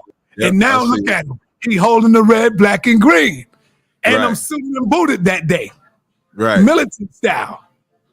Yeah, you know? Mm-hmm. And you know, he came through. He had to come through. When he came through Harlem, he walked right past us. Minister Louis Farrakhan. He walked right past us, bro. And so somebody in the chat said we need this side back. Somebody said that in the chat. We need that side back. And so you know who I'm interviewing right now, right? That's Malcolm's daughter, right? There you go. That's Malcolm X's daughter. Yeah. I even interviewed her. She came out with. Mm-hmm. And you see, even who is that? That's Cornel West. That's when they had the debate, right? When they had the debate against each other. No, they didn't have a debate. They was just It was a conference. They had a conference. Right, they had a conference. Right. So, I remember. And you see, I'm right here with the killer right here. Yeah, that's a Shaw right there. That's my man. Look at it. He put that on my neck too. I'm like, yo, get this stuff off me, bro. Yo, nah, you gonna take a picture. So I'm like, all right, man, come on, man. And I can see, I can hear him talking just like that to get you. Yeah, that's what he was doing. Mm-hmm. So now, as we doing that, right? Mm-hmm. When it came to doing into the debate world, because most people think your debate started now. But from what I remember, I know you did it with the Nuwabians and Zabak first, but was the sit downs you had first, because you would have people at your crib early in the game too. So yes, but It will. Go ahead, finish your question, bro. Yep. Like, which ones came first? Like, what would be like the first debate that you had? If you could, could go back in time and like, what would be the first? Would it be the Nuwabians and Sabak? The first debate I had live before the World Ticket box office was my brother Zabak and Sister Sakina. Shout out to Sister Sakina from the Nuwabians. Right. And Zabak crushed them, smashed them. I was like, God damn. They had that dude on there with Zabak that he was going in on Reggie. Yeah. You talk about I like him. I like that little nigga, man. The early garments that I used to wear. That's the brother that used to make them. That same brother. Yeah. So he's the one. The black garment I had, the beige garment. Damn near every garment I had except like my last two. He made those garments for me. The brother he's an excellent tailor. But I remember watching the video, seeing Zabak. I saw him. I saw you with your little ad-lib. For those that don't know, so I've never been biased the whole time. Because I remember when you was interviewing, when you was like interceding in there, you was like, yeah, none of that is real. There wasn't no Abraham. There wasn't no Exodus. You were saying all that back then. So walk us through getting into that world. Like, I'm assuming you contact about, walk us through how you set that up. Like, how did you go about doing that? All right. Now at this time, there's no Polite nowhere in the picture. Polite was scared of me. He knew me, but I didn't know him. And so I would always go downtown, see Zabak, and I always hear them talk about how they would tear the Nuwabians up. And then I would go past the Nuwabians and hear them always talk about how Doc would ask them all these questions and they couldn't deal with Doc's questions, Dr. York. Okay. Right.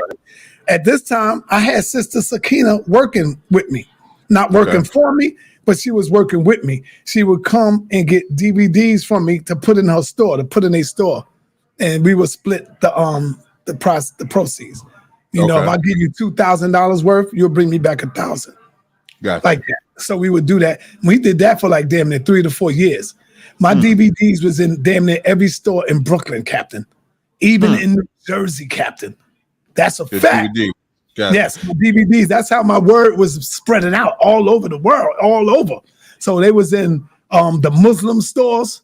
The Muslims wanted it. Melchizedek, shout out to my man. You know the elder Melchizedek. I know. He had a nice store, and he was in Brooklyn.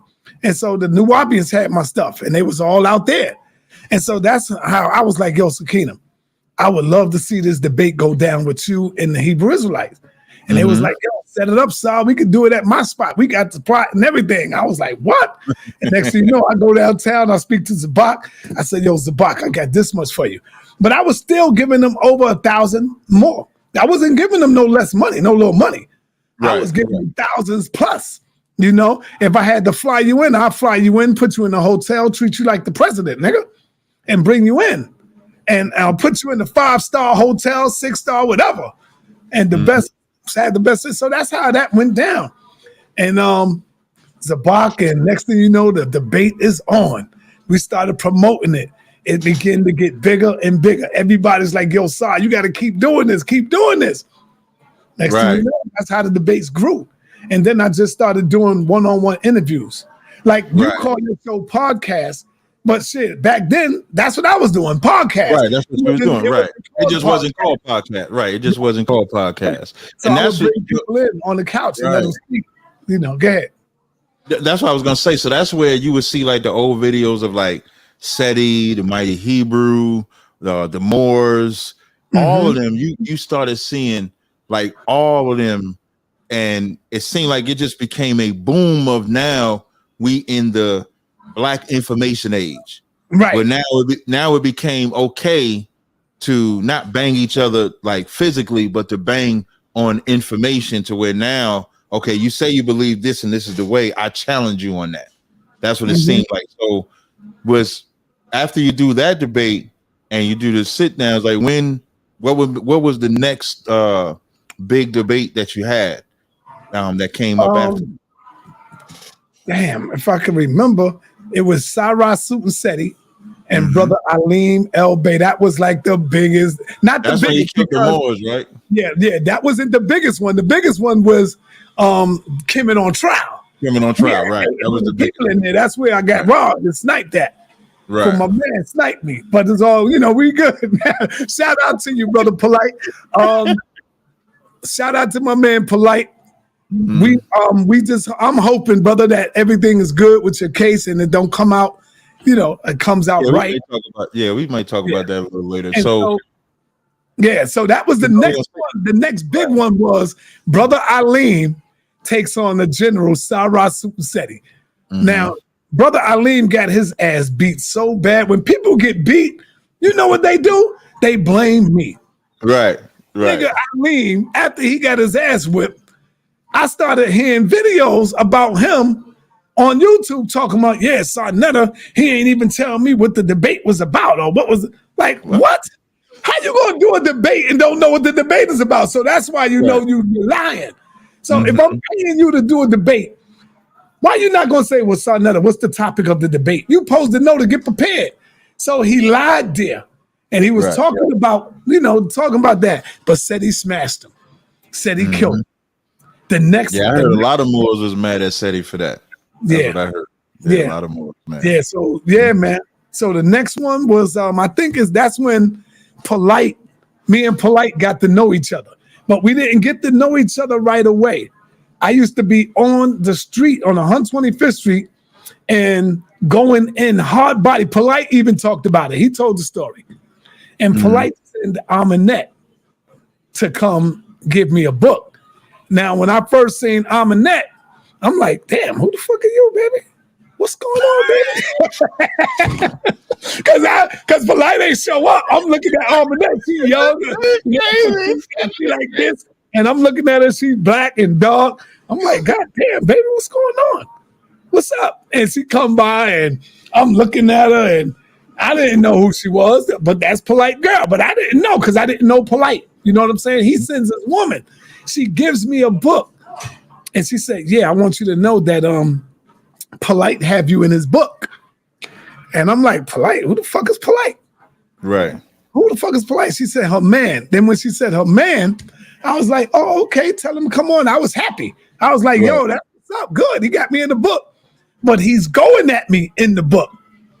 Because he always heard me going at Dr. York.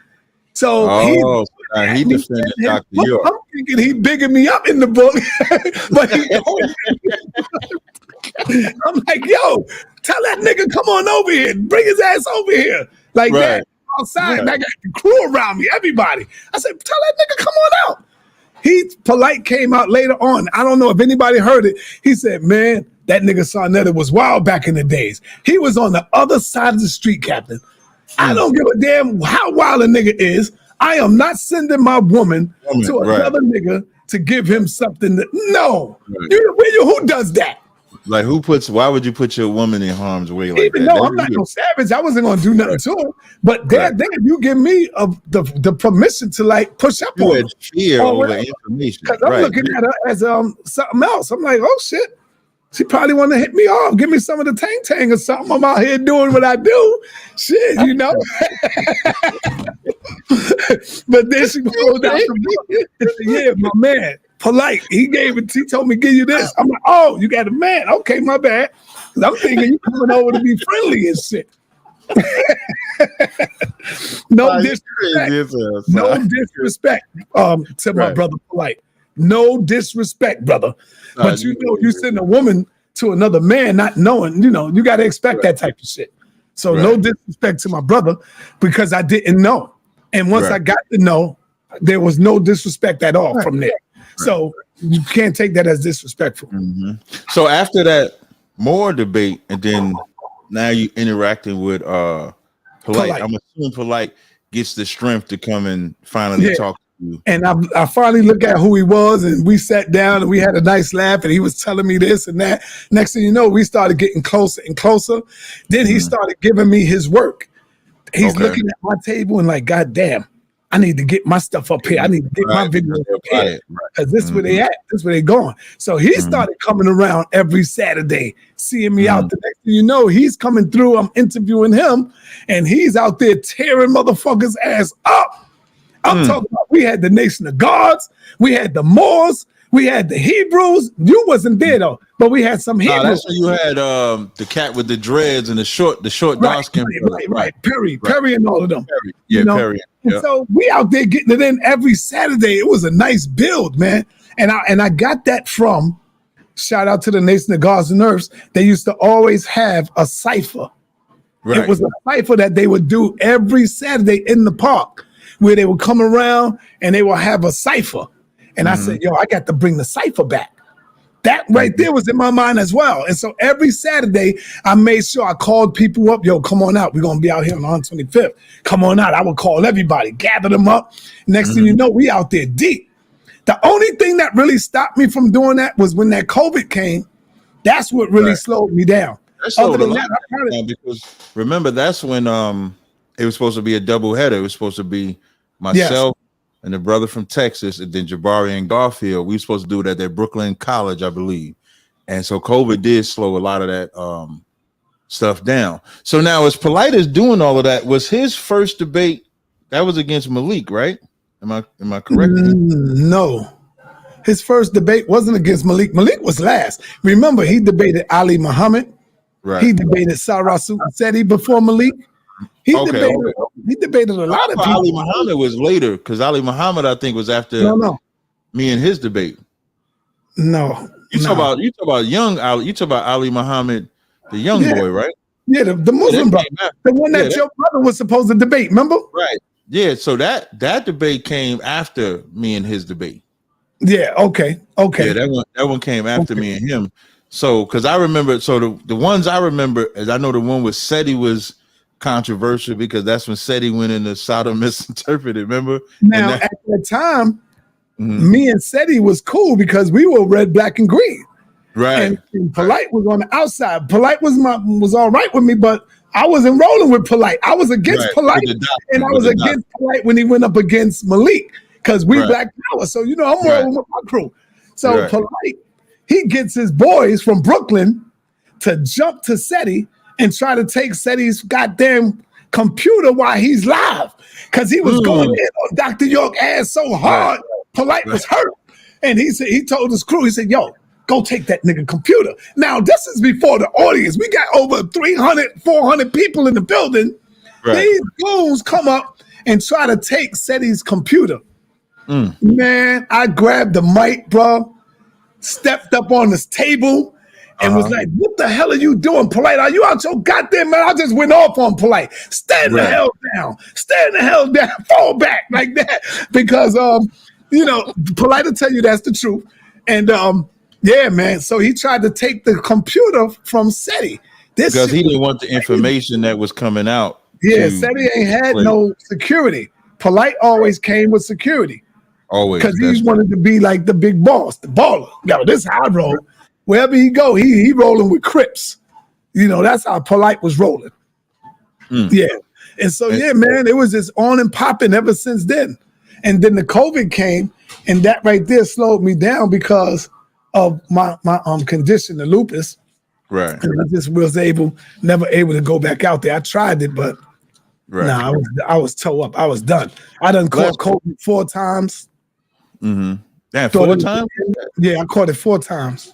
I remember when you caught it the one time I didn't know you had, the first time I caught it, I was like, damn, I ain't gonna make it because of, my immune system was weak with this thing. And I happened to make it, man. I made it. The second time I caught it, I was sick, but not like I was the first time. You see, because it always built up more. Right. So because you get more immune, like when you survive it, you can get it again. But I think that's why I cough now. But I got a big appointment tomorrow for my doctor to go see why I still keep coughing. So that right there, hopefully they can stop that. So now, before one more part of the debate, I would be remiss if I didn't put, I guess, our interaction involved in that. I remember when you first came to our camp, I think you filmed us speaking that day. Yeah, you were scared of Seti because I gave you the DVD. Your ass was scared to death. You was shitting on yourself, bro. That's why you threw it away. You seen it, and you threw that shit away, scared to death, boy. Si, I remember Si came up the first week you came up there, right? You was all smooth with it. Hey man, I just want to film you, brothers, man. I appreciate the work y'all doing. Can I film? Oh yeah, go ahead and film. And then you come back, you're like, hey man, we ever do a debate here? Check this DVD out. And I think the DVD was like SETI destroys the Bible. It was like some crazy like destroyed. I can't believe this brother just gave this video, and that's what made me throw it. I'm not watching this video, but we exchanged numbers at the time, and I remember y'all came around that corner. We was at camp, and it was you, Polite, and like the whole squad. Y'all came around the corner deep. I mean, y'all was deep, and I'm looking like, damn, I ain't know y'all was coming like that. And then Polite comes in front of the camp. You know, we have the back and forth. After that, we link up. The funniest part to me was when we did the Black and Nobel interview, because, and I tell this story, but being that we're doing an interview, like, I don't know if Sinet and Polite will admit that they tried to set me up, but I looked at it like a setup because I'm gonna tell you why I said so. Polite hits me up, or it could have been Sinet, and they was like, you know, we done had 2 debates on the street. We want to do something different. Let's go to Black and Nobel. It'd just be me, you, and Sinetta. It'd just be us doing the interview. So I'm thinking Black and Nobel, they tell me it's a bookstore. I'm thinking like Starbucks. You know, when you can go to Starbucks, you can get your coffee, you can sit down on the side, or even the Barnes and Nobles where you could buy the book and you can sit down. So I'm thinking it's gonna be a quiet event. Sai, do you remember when Polite was pushing that he was an African so heavy and he wanted to come to our school, and we said we're not letting you into school because you're African? You remember that? We wouldn't let Polite come to the school because he was pushing that he was the old African thing. And I remember when we walked up in the building and I see Polite teaching, and it's like 40 or 50 people in the room. And that's what made me say, oh, they set me up like that. I didn't know I was coming to a room of like 40 or 50 people in the room. But that weigh-in to me was like one of the best weigh-ins. It was crazy. It was wild. Sinetta got in the spirit, talk about y'all fighting this brother because he's saying you the gods, you this, you did all that. Like you was in the spirit too. And that's when I think Sutek and Polite got into it. So that whole experience, it was brand new for me, but I pretty much been joined to doing debates with y'all, well, with you particularly, like ever since then. And of course we had the debate after that. Then you had what you said was your biggest at that debate. Polite did feel embarrassed because I looked at him and I seen this whole mood change when his wife tried to get in on the action. Oh, okay, come right. Polite had to go there and tell her, yo, you got to be quiet. This is what they always do. Be quiet. Right. Why is you jumping in it? Oh yeah, I forgot about that. Yeah. Oh, that's what she asked about, that Bartholin gland. Yeah, you said you need to keep your mouth shut. I said, "Oh shit, damn, cat." Yeah, I was crazy back then, man. Yeah, that was fire. That was fire. That was fire during them times, man. And of course, we had the debate in Brooklyn, which I thought was from an experience perspective, I thought that was a real good debate. After that, now you say your biggest debate was the Kemet on trial. Kemet on trial, because y'all was scared to do the Hebrews on trial. You know, Israel on trial, because I wanted to do a one coming back, the Israelites on trial, and y'all didn't want it. Not you, but the other Hebrews. Okay, I'm glad you excluded me from that. So the Kemet on trial comes, and that involved, I believe, the Amon-Ra squad, Polite.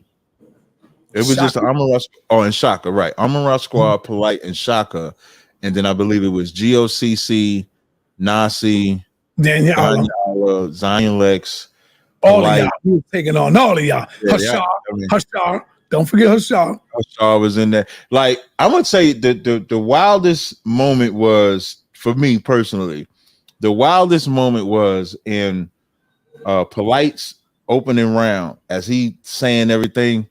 He made the whole room go crazy when he said, I bet I don't hear that Kwame Yashala shit no more, do I? And the room rocks. When I say the room went insane, The room went insane when he Yo, you said, can hear that shit all the way outside. Yeah, Like, yo, like, yeah. boom. Kwame Yasha. Yeah, yo, like that. Why do you That say was that shit? Like, yeah, that was like the livest debate that I've seen. Like it Yeah. because like you said, it was packed. Because like for those that's never been to the Alhambra Ballroom, it has a lower floor and has the upper deck, and everything was packed. I mean, it was so packed. I mean, so many people came from all over just to see that event. That was probably the most craziest time. Yeah, that was the biggest and best debate. Yeah, that was like the biggest and best debate. I think a lot of people still talk about that to this day. You had mentioned Polite with the case. Like, how do you feel about Polite with the case? I mean, and the reason why I asked you this question because everybody knows that y'all have the history together and stuff like that. And I know he was at my school a year before that happened. We had did a sit down at the school. We was thinking about doing a part 2 of our debate. Of course, he gets this case. So how do you feel about him putting himself in that position, or what is your position? How do you feel about what the brother has as far as that case going? Yeah, one of the things I know is that this was going on when I went to Miami, me and my wife, Cynthia, to take a vacation. Okay. Now, at the time of us taking a vacation, I didn't know that this was going on already. I found out when I got back home that that was the time when the police came and started questioning him and was getting him. They questioned him that day. But I got into Miami later on that evening and that shit was over, but he didn't even tell me nothing about it. I found out when I got home. I'm like, damn, because people were saying on the internet, yeah, Sarnetta and him is down together because Sarnetta was out there in Miami. I'm like, what the fuck y'all niggas talking about? I'm out there. Right, because they had saw the pictures of you down there. 2 times in Miami. Twice. When I first got there, touched ground, and then when I was leaving, that's when I seen Polite. Because the rest of the week, I stood down there for a week. It was all me and my wife. We was going to the beach. We was walking around, buying stuff, doing all kind of stuff. And so when I was leaving, I was making sure I get hit off with some money from Polite because Polite owed me money. And so when I first got there, he hit me off with something. And then when I was leaving, because he said, yo, don't worry about it. I got this for you. I'm going to have that. And so I went to his hotel by myself. I had my wife wait in the hotel room. I said, yo, let me go over there and make sure I get this money from Polite. I went over there. Polite blessed me, gave me what he got, gave me what he had. You see? And so I get back home, and that's when I started hearing about the case and all that. And I was like, damn, Polite got caught up in this shit again? I immediately called him, and he said, Sir, don't believe none of this. This is not real. Yo, you're going to see. This is not real. And then Tasha K comes out. Everybody start banging on me, accusing me of all of this. Like, I'm Polite. And I'm like, yo. Yeah, like, that's the one thing I didn't understand. Like, why would they putting that charge on you? Like, I mean, everybody knew that y'all had the connection from, like, the debates and stuff, but that sounds like something that he just did himself. I believe the trial is this month, if I'm not mistaken, right? Well, it was May the 1st. Polite called me May the 1st. He called me a week before that. And he said, yo, Sal, because I said, damn, man, I hope this shit hurry up because we need to see what's going on. Let's get this shit over with. Right. He said, yo, Sal, they going to push it back again. I said, how you know? He said, trust me, I know what I'm talking about. My lawyer told me. So Polite is not the one pushing it back. It's the other side that's pushing the case back because they still trying to find something, get something. But either way, I'm just hoping this shit is hurry up and get it over with. If you're guilty, I stand on this. And everybody heard me say it. But guess what, Tazaryach? Nobody quotes this part what I'm going to say. If he's guilty, he need to be locked under the jail with Dr. York. Throw away the goddamn key, and he need to be set down on his post with Dr. York. How come nobody plays that clip? Right. Why well, now, they heard me say it many times. Right. Well, now they can hear it today, which is why. And I knew that was your position. That's why I wanted to ask you the question so that the people could hear. Like, just because we're cool with somebody does not mean we promote that type of exactly. Action. You know what I mean? And if he is guilty, like Sarnetta said, he should be in that position. Damn right. Damn right. But nobody never want to pull that up and catch and clip me saying stuff like that. You know, there's a sucker who we call Shaka Doodoo on Oh yeah, that's the cat. That's the cat that you had me bad Captain. That nigga banging on me, man. that nigga well, got 80 videos on me. Well, you said every time somebody lose, they go at you. Yo, they go at you every time bang on me. They said that I was helping you. You do not need me to help you, Captain. Yeah, I did. Like, right. I just don't know what you helped me with. Like, he kept saying I was stopping him whenever he want to ask you questions about molestation. I'm like, yo, nigga, that's not what we here to talk about. We can do that. That could be another show. Right now, I'm trying to see if you ready for this damn debate. And that's what I think people don't realize. People think that personal attacks are debates. That's not a debate. If you got an informational position you stand on and I oppose it, that's the debate. So we should be debating that type of subject instead of dealing with whatever nonsense he was talking about. He comes out with a video talking about the HOK protects convicted child molesters and pedophiles. So I ask you a question, Captain. Name one person. Can anybody in the chat room name one person who Sarnetta protected that was convicted of child molestation? Name one. Polite ain't convicted of child molestation. Right. He's going back and forth. Not defending him either, right? Right, and I'm not defending them. So just name one person who Sarnetta protects for being convicted. Right. Name one. So he's a slanderous nigga. You see what I'm saying? That's right. He can't name one person. He's so damn. I think we all have the same position. I think we all have the same position, so we all waiting, like you said, we waiting for the trial to come so we can get this over, so we can find out what it is. And then we'll be able to look at the situation, look at the evidence, and then we'll be able to make a decision from there. That's all we're doing. And I think that's the wisest thing. And he always play your video where the girl asking you, do you send money to a member of your organization who was convicted?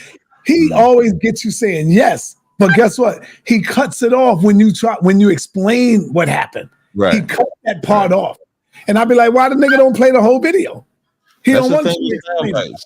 Yeah, that's the thing with sound bites. Anybody can put a sound bite to move it in whichever direction they want. You know what I learned from y'all? When these niggas chop up my videos, I tell my audience and the people, I say, "Yo, come to my channel and get the whole context of what I was saying." I get that from y'all when y'all say, man, Sarnetta just showing clips of the goddamn bite. You the king. Yeah, you the king. Getting the context. I tell the people, yo, nigga, get the context of why did I make that statement? What was I saying to make me make that statement? He did that to me with the God with me. Hold up. He put up a video with me going at this dude from West Africa. Haiti. Right? And I called him a banana boat ass nigga. But he cut out the part where he was defending the white man when I was on the 125th Street going in on the white man and the white girl. And the nigga, the West Indian bastard, comes over and start banging on me, defending the white man. That's when I started calling him a coon. You a banana boat ass nigga. Don't come over here telling us how to handle this white man. That's what I'm getting at. But see, he cut all of that out because he's a deceiver.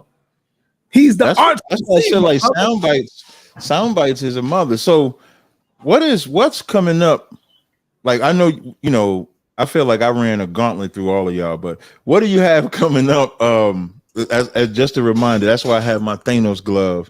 Shout out, listen, I want to big up. Let me see if he's still on the stage. Oh, he ain't on the stage. I want to big up my brother Garfield. He put up the picture of me destroying all of the people you love. I don't know what you got over Garfield, bro. But Garfield been rolling with you somehow. I don't know, man. Garfield you better watch out. He might be trying to soften your ass up. No, not. You know what? I think him and Kadazai is working on doing something. But I think what I like about, and we'll get back to the interview, but like a Garfield or Rob Bourne and stuff like that, what I respect about their position is that they don't like me. Now, I ain't talking about it as a person because they do like me. Garfield supports my business. Rob Bourne does too. But they don't like what I believe in. So when individuals like that look at the debate and they're going against me, but they look at the information, they say, nah, you won. I respect that. So Garfield made that picture. Brother bought my glove. That's the Thanos glove for making all y'all disappear. So what do you have? what do you have, what do you have like coming up? Like, where do you want to take like what you do? Like, you're such a powerful brother. No matter what, people could disagree or they may not like you as an individual, but your impact on what we call the conscious community, whether you for or against it, can never come into question. It just can't. Like, you would be, when you think of conscious community, you are the first person that the average person would think about. Or you talk about Sinetta TV, or you talk about Sinetta Studio. So where do you want to go with it? Like, where do you want to take it? Well, I was hoping one day I could probably get picked up like these big channels. What's my man's name? Damn, man, them big channels, they be having the drinks and all that up there, drinks. Drink Champs with Noriega. Yeah, the Noriega. I was hoping that, goddamn, I need to get picked up like Noriega or Right. like $1 Million Scheme, or what's the name of them brothers? $1 million worth of game. Yeah, $1 million worth of game. Why nobody pick me up yet? Give me no damn contract. That's what I would love to do, something like that. And believe me, this shit will be big if I was to ever get like that, bro. You know what I think you should do? I think when you think about the timeline, because I would have the money to pay the people. Then you see what I'm saying? I think what you should do is all of them people that you had the pictures of. Yeah. Similar to what I'm doing now when I'm interviewing you, you should do that. You should set up a studio. I did that already. No, but I mean, like, so if you look at $1 million worth of game and the Drink Champ, stuff like that, they create like a element of a room where a person comes and sits down and then do it. And I think if you create a Queen Flip and all them, right. So if you create like a pilot, then I think you would have something to pitch to those places. Yeah. I think you should do that. Maybe create a pilot, get an interview with somebody. Like when we did that David Banner one, that would be something good where imagine if instead of in his room, you had a studio, brought him there, interviewed him, and you sales pitched that as a pilot to do interviews. Maybe you do something like that. And then I have a couple of debates coming up in mind. Nepal Shada, she's making her way. Why you say nah? No, but look, the Hebrews are scared of Selah Shalom. Who's that? Selah Shalom, brother. The Bible, the one that Bible, the one. What's the name of their Bible? The OWASP Bible. So you ran from that. There's a lot of Hebrews that run from that, and so I spoke to Nepal the other day, and she's like, "Yo, I'll take that. I'll take that debate." You got to admit, Nepal is a powerful debater, whether you like it or not, Captain. I think she can beat you. I think she could beat you. I just think she should be on somebody else's platform. I hear you, brother. But I got you. You have a right to your opinion. But are there any? I'm good. Are there any more questions, or you want to open up for questions? No, I'm done with the questions. Come on. No, that was it. I really just wanted to know if there was anything like that. If anybody has any questions on Clubhouse, you could type them in the chat, and I'll ask Sinetta the questions. If you're on the YouTube, you can type your questions in the chat, and we'll definitely ask Sinetta the questions. So if anybody has any questions, y'all can put them in the chat on either one, and then we'll ask them live, and you'll get to hearing them all. Somebody, Sean Muhammad, said, "Please don't sell out." I don't think that's in Sinetta's bloodstream to sell out. Chris Muhammad, Sean Muhammad in the chat said, "Please don't sell out." That's what he said. So that's all. That's what he said. What? I guess it means sell out. Like, I guess they look at everybody that get famous, they sell out or do something different. We call people sell out. Yeah. So, question from Pink Elephant. She said, "What was your most profound debate?" That's a question from Pink Elephant. Oh man, my most profound debate was I would say every debate from Sarah Seti. Every debate and Brother Polite. That right there, them two brothers right there was my top debaters. Yeah, in his heyday, Seti was that dude. In his heyday, Seti was a. I was on the road of getting Umar, but people saw that and they threw something in the mix. I just met Umar. I brought Umar out Umar Johnson I'm talking about. Umar Johnson said himself, God damn it, as soon as I came on Sarnetta, I blew up. He said that himself. Right. So I brought him out, and somebody called Umar's wife in my name, and they were saying they was trying to act like that was me. And they were saying that I was trying to get Umar's wife on my show. Now, Umar didn't call me. This is how we fell out. Umar never called me. He just went on video and just blasted me and talked about how I called his wife. He said that to everybody, bro.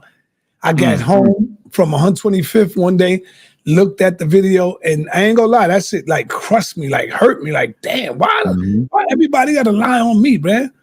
And then I got in touch with Umar at the state office building. I looked him in his eyes and asked him, I said, Umar, why you never even called me?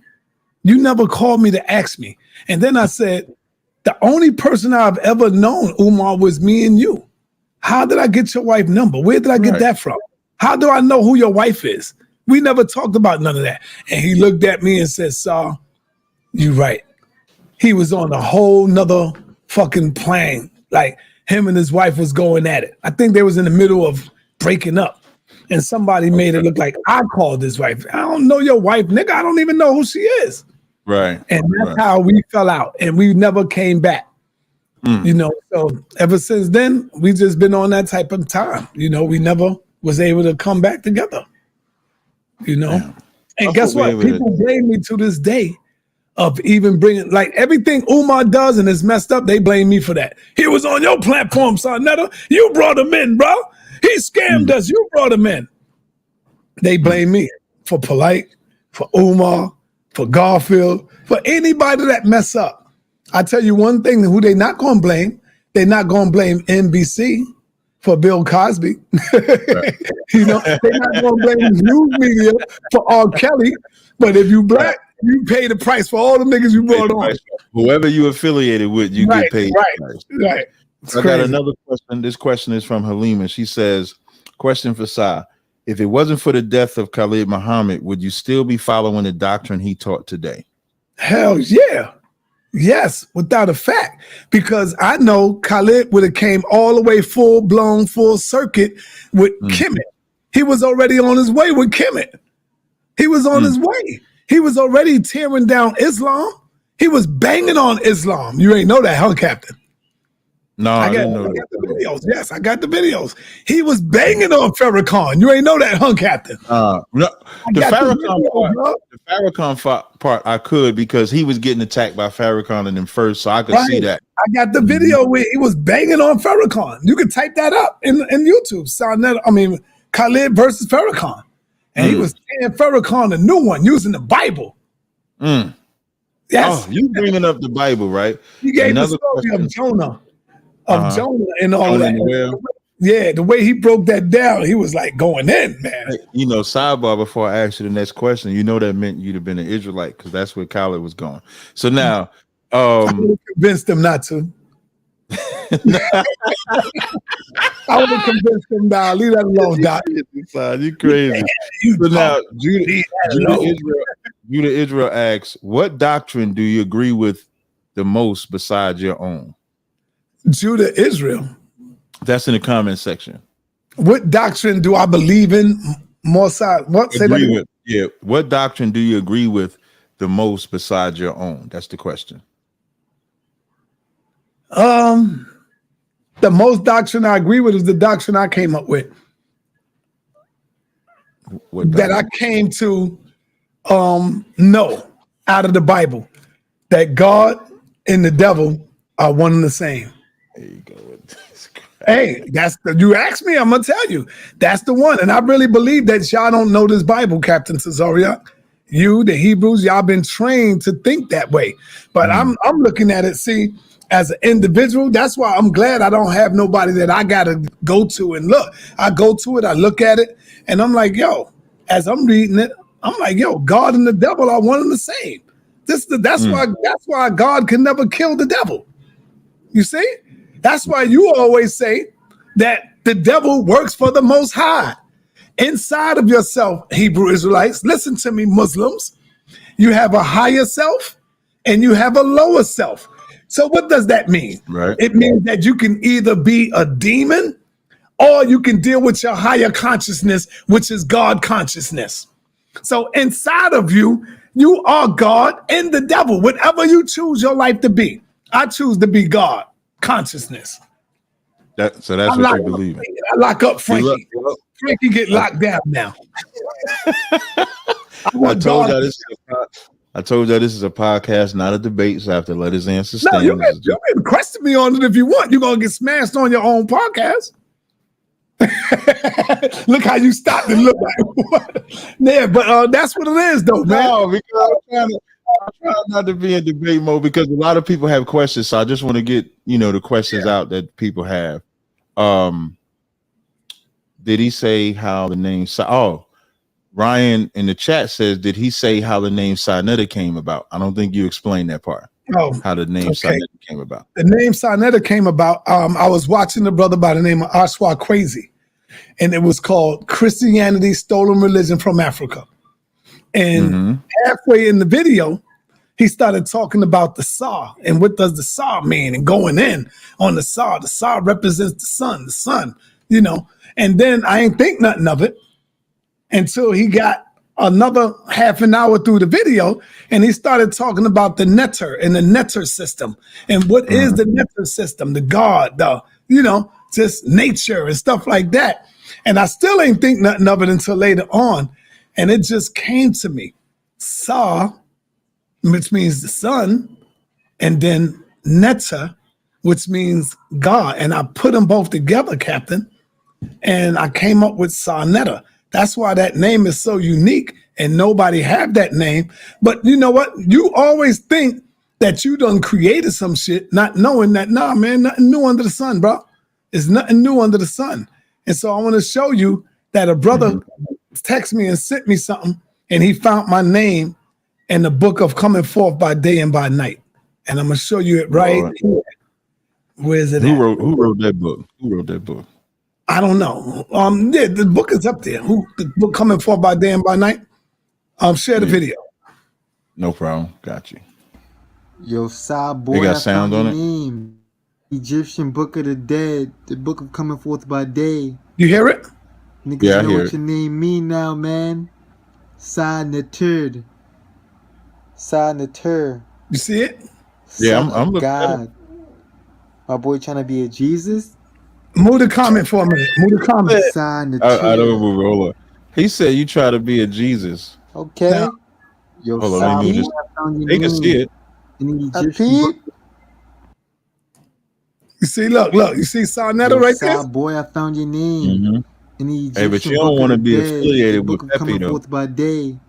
Niggas know what your name mean now, man. Pepe do some wild shit, Sinetta, but you don't want to be affiliated with Pepe. That Pharaoh Pepe was into a lot of gay shit. You don't want to be affiliated. Man, I ain't dealing with you, man, with that nonsense, man. Yeah. So the next question, you saw it on it like that, That's why my name is unique, man. Nobody got that, man. But guess what, Captain? What's up? One of my followers had a baby about maybe 3-4 years ago, and she named her son Sinetta, brother. Sinetta. So I know after I'm long and gone, there's going to be some Sinetta around here, bro. That's what's up. Next question says, why do you promote Kemet? This is from Floridian. Why do you promote Kemet when you don't follow any of it? Because I do follow some of it, not all of it. Can you help us understand what you do follow of it? I believe in some of the steps of Kemet, but I don't believe in all the other stuff. The dog heads and all of that other stuff. Like finding how many dogs they found, Captain? 3. It was a lot, almost 1,000. Yeah, I don't follow all of that, but the reason why I follow Kemet is because I know that's where all of religions come from. The religion come up out of Kemet. So it's not like I follow it. I just give more credence to where it all come from. It all stems from Kemet. And you can't deny that. Everybody knows that. From Christianity to Judaism to Islam.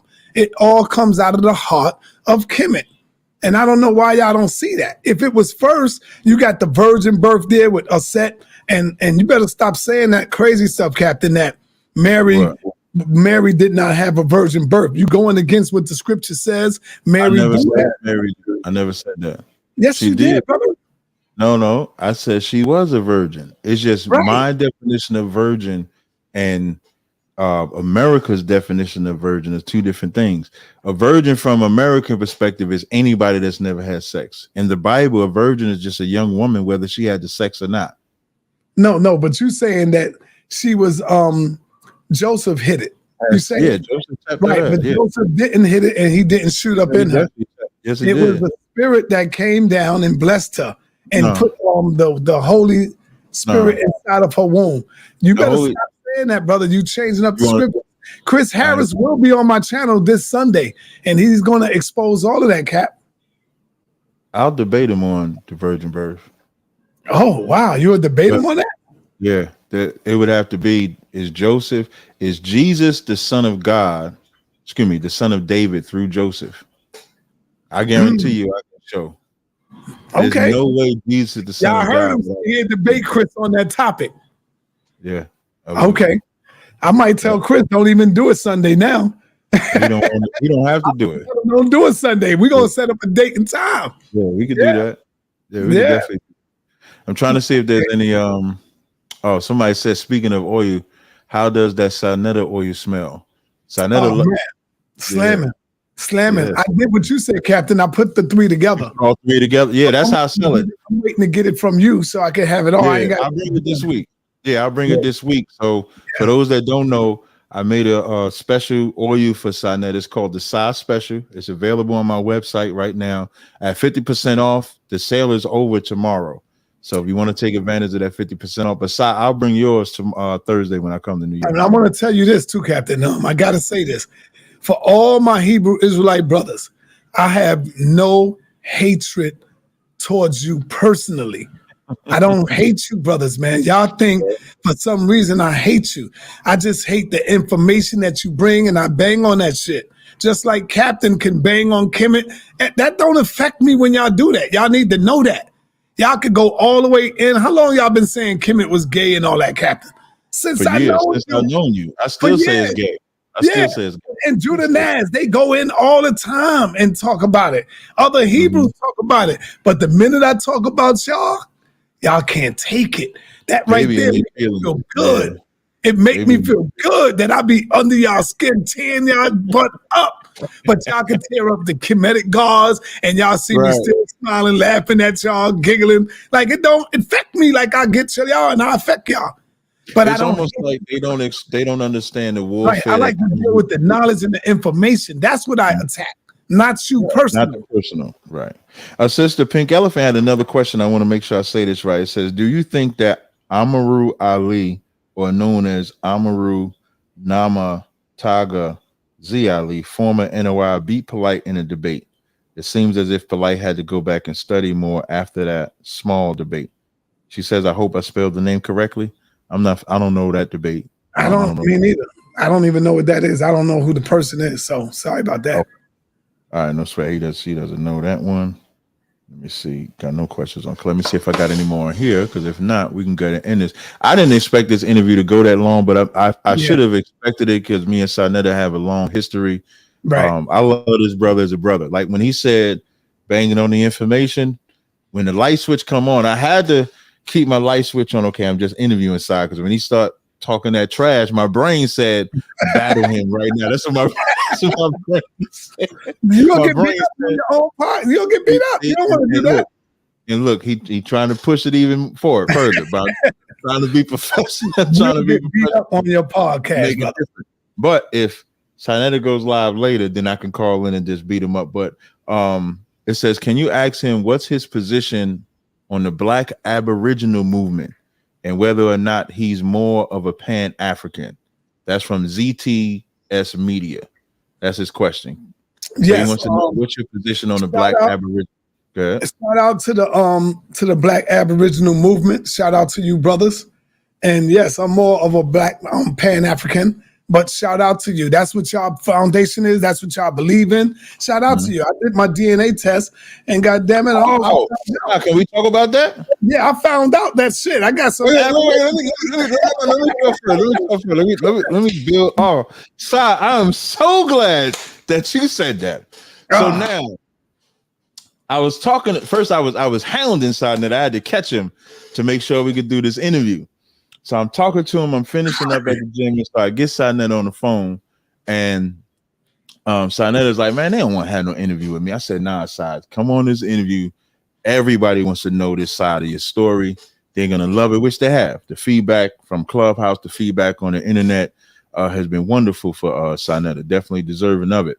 So as I'm talking to Sinetta says about his. We always talk about Sinetta being Dominican. Right. So before I give Sinetta the floor, Sinetta is actually going to tell you what tribe he comes from, which is I think is going to be fire. So Sinetta, can you please explain and tell the people, the listening audience, what tribe you actually come from? You got the floor, brother. I don't really know it. I don't really know the chart like that. I didn't mean to say tribe. Oh, I don't want to say the tribe. So you just say what you actually are, and then I'll say the tribe. Okay. I'll say for years I thought my father was Dominican. I went to visit my mom's. I had a nice talk with her, and my sister was always telling me that we are Dominican. We are Dominican, and I never questioned my mom's and nothing. So I went to visit her, sat down, and I got it on record. So whenever I want to play it, I can play it. Okay. I recorded my mom's talking to her, right? Okay. I wanted to get that. And I was like, "Mom, talk to me more about my father. Like what Dominican, why he ain't." She looked at me and said, "Dominican? Boy, you ain't no damn Dominican." I said, "What you mean I ain't no Dominican?" I got it all on tape. I recorded her. She said, "You ain't no Dominican?" I said, "What? All this time I've been telling people I'm Dominican. Now I'm thinking she's going to tell me I'm just African American." She said, "Boy, your father was Puerto Rican." I said, "Puerto Rican?" I said, "What?" And then I go to my DNA. Let me see if I can pull it up for you. I go get my DNA, right? Let me get it. So yeah, just so y'all know, Puerto Ricans are from the tribe of Ephraim on the chart. So what he's saying is that him and Kadazar is from the same tribe. Ephraim. Right. But Kadazar full-blooded Puerto Rican, right? No. His mother's not Puerto Rican. Just as well, we don't look at it as full blood. Whatever your father is, that's what we look at you as. So y'all both could be full-blooded like that. So she's telling me, "Nah, your father's Puerto Rican." I said, "Ma, you sure?" She said, "God damn it, I know who the hell I slept with. I'm telling you, your father's Puerto Rican." So I'm going back and forth with her, and I got it on tape. I'm going to play it one day, right? And she's like, "Yeah." And I said, "Oh, shit." So I go and I look at my chart, and everybody on my father's side of my lineage, they all Puerto Rican. I went back to her, and I was like, "Damn, Ma, you right." I said, "My father was Puerto Rican." So here's my record. I'm going to go and I'm going to look it up. I'm going to get it. Let me go. I got to sign in. Let me sign into my 23andMe. Okay. And so by me doing this, I was like, "Yeah, damn, she's right. Mama right." All this time I'm thinking I'm Dominican, but guess what? I knew this 2 weeks ago. I just didn't want to come out and tell the people because they'd be like, "Man, nigga, you don't know who your fuck, nigga, you don't confuse them." But I said, "No, I gotta say something now. I got to say something." Well, there ain't nothing wrong with getting the truth, and you went to the horse's mouth, which would be your mom. I didn't know my father. I didn't know him. And so I'm glad my mom's was able to tell me. And so if you want to, you can share my screen cap. Let me share. If you put it up there, if you pop it up there, I'll show it.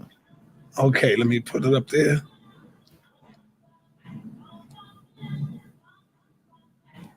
All right, it's up. Okay, let me go ahead and add that to the stream. All right, so you see my name at the top, Frank. Yeah, I see the name. What I want to do is I want to go to. Let me go back. Let me go back. Okay. And go to DNA relatives. So I go to DNA relatives. and I begin to look at my relatives. And so I'm strolling down, looking at them, and I'm like, damn, they do look Puerto Rican, right? Mm-hmm. I'm looking at their last name. I'm looking at their first and last names too. So I click on the names, and you can see right here. How you pronounce that? Cagas? Cagas. No. It's up at the top. Oh, Sarah Torres. Soraya. Yeah. And you can see right down here, Puerto Rican. You see it? Yeah, I see it. All of them are Puerto Rican. Everyone I clicked on was like Puerto Rican. And I'm like, oh, shit. And this is my second generation. So I'm thinking like, oh, shit. I'm thinking all this time I'm Dominican. Right. Here's the other ones. You go down there and you see right here, Puerto Rican. Puerto Rican. This is from my second generation, my grandparents. You see? So I'm keep going all the way down. I'm looking at this, and next thing you know, I called mom's back and I go, Ma, you right. I'm thinking all this time I'm Dominican. And that something made me go and ask my mother about my father. And I'm glad I did, because I would have made that mistake. But shout out to the Dominicans. I mean, I love my Dominican people. So yeah, Dominicans are brother too, man. I'm not mad at you. It's just that when you look at these people, you'll see this is from my father's side. And so no wonder you see I got a Native American and all that stuff in my DNA as well. You know, I'm gonna tell you, that's why you can't leave the Bible alone, because you Israel. Yeah, you know, they'll probably kick me out the house if I visit them. Even even when you broke down what your belief is, it didn't come from Kim, and it came from the Bible. That shit was crazy. Look at Jose Rodriguez, Puerto Rican. You see it? Yeah, I see it. My third cousin, Puerto Rican. Your genetic relationship, Puerto Rican. So I'm like, God damn, all this time I'm thinking I'm Dominican, and I'm just glad I went to mom's and she just laid it on me, man. She laid it on me. I should have been did that, but I ain't care. Look at that Taino brother. You a Taino brother. Ain't that something? Yeah. I think that's amazing. Brothers gonna love it. Hey, did you tell Quanaf and them FOPE? They definitely gonna say you ain't one of them. I know, right? But you always welcome on our side. You always welcome on our side. Well, so I appreciate you coming in again. This has been Captain Tazaryach in the live podcast. Yeah. You know, I wouldn't go on anybody's platform and do this, but I know. But you, brother, because Yeah, I appreciate it greatly. Definitely. I definitely wanted to bring you on because, like I said, when people watch this interview, then they'll get to understand or see the inside, your upbringing, what you had to overcome, where you get your adversity from, where you get that hustle. You didn't ask me, brother. What question was that? The question is, what made you change from being militant to now a sweetheart? What made you change from being once militant, Khalid Muhammad, to now not banging on the white man, not saying the white man the devil? I think that would have been a good question, brother. You slipping. Yeah, I did slip on that one, but I no longer believe that now. But we still, I think you got seduced by Polite. No. Okay, well, the question is, what made you change from, as we went through that history, you got all of them on you on the white man's back like a damn animal. Right. So what made you go from that to, like you said, a sweetheart, where you don't believe that, you don't look at that? What changed your mind on that? My people, black people, they made me realize through the sickness that we have suffered that they are more sick than anybody in the world. Black people are the most sick people that bangs on each other. It was YouTube that changed my perspective. It was the YouTube Negroes, the black people, that showed me that they got more demon in them than anybody in the world, more devil in them than anybody in the world. They are the ones that will, believe it or not. And I hope they understand me. I'm not saying all of our people, not all. I would never say all, but God damn it, it is them who have changed my mind. Because when I first came on YouTube, I was also going in on the white man. That's why I lost, like, Captain, these people don't know. I lost like damn near 5 channels. Right. I would have had damn near 1 million subscribers from then to now. I've been on YouTube for a long time, one of the first ones on YouTube. But I lost 5 channels. Why? Because I was banging on the Jews, banging on the white man, going in. And then, next thing you know, my people started going at me, tearing me up, making videos, cutting them. This nigga a crackhead, this nigga that, this nigga this. If you type in Sarnetta on YouTube, you will see not the white man attacking me, you will see black people tearing me down. All because of jealousy, envious, and wanted to be who I am. And that's what made me say, damn, I'm too busy focusing on the white man, but it's my brother who trying to kill me, who trying to stick a knife in my back. That's what changed me, brother. So now, follow-up question. Yes. With everything that you said, that doesn't take away from the white man being the devil. Yes. It just almost shows you, right? So it almost shows you, it just shows you the sickness of our people. So why couldn't you still be as aggressive on that path and then just change the sickness of our people? Because I caught myself fighting black people all the time. Like wherever I go, there's people trying to get into my family, putting my daughter up on the screen, banging on my daughter. And then when I respond to it, they make me look like I'm the villain, like I'm the bad guy. Oh, how you gonna say that about this nigga Suge? How you gonna say that about them? And these are niggas that do that. And I try to stay away from it as much as I can, but you gotta understand, I'm only human. And so people begin to believe in the clips that they see. This nigga got AIDS. This nigga got AIDS, y'all. This nigga doing this, y'all. So I get that from all of them. When I came on YouTube, I was strictly pro-black for my people. But through the years of being torn down by my people, that shit is a hurtful feeling. And I had to say, God damn, black people are more wicked than this white man. So now, did you ever get any counsel every time you went through that to ignore it? Did you ever get any counsel like that? No. That's cap. To ignore it? Yeah, that's cap. Because it was me. Thank you. Because it was me calling you every time. And the reason why I say that is because I think with the positions that people that are considered leaders are in, it comes with the territory of being attacked. Because we're still stuck at the same initial question. How does what black people are doing change your mind about what white people are? Because their reputation is still the same. If you want to say you discovered that black people were attacking you and coming at you, that still doesn't take away from the white man being the ferocious, monstrous beast to our people at the same time. Because even if you look at it, what you're talking about is people verbally trying to attack you, whereas what you were saying about the white man was what he was actually physically doing to us. It wasn't verbal. It wasn't social media. It was but killing. I learned it wasn't all white people. When I look at them, they seek to destroy me. Not every black person, but those out there who are the wicked ones. They seek to destroy me. They seek that I wouldn't have made a living for my family, but I stood strong and I still do that. They seek to try to tear my shit down, my teaching, my channel, everything, bro. And I ain't do shit to these people. Right. I have not done anything. All I did was respond to the evil and the hatred that come. And I don't respond right away. I will wait for like maybe a month or 2 or 3. And then I'll say something about it. And guess what? I'll leave it all alone again. And then they keep coming. And so I say, all right, I got to get mentally prepared and stay strong. And I think I'm in the best shape of my life right now. I'm mentally strong now. Oh, they come back out. I'm thinking about coming out this winter, this summer. And I'm thinking about coming back, making these live debates again this summer.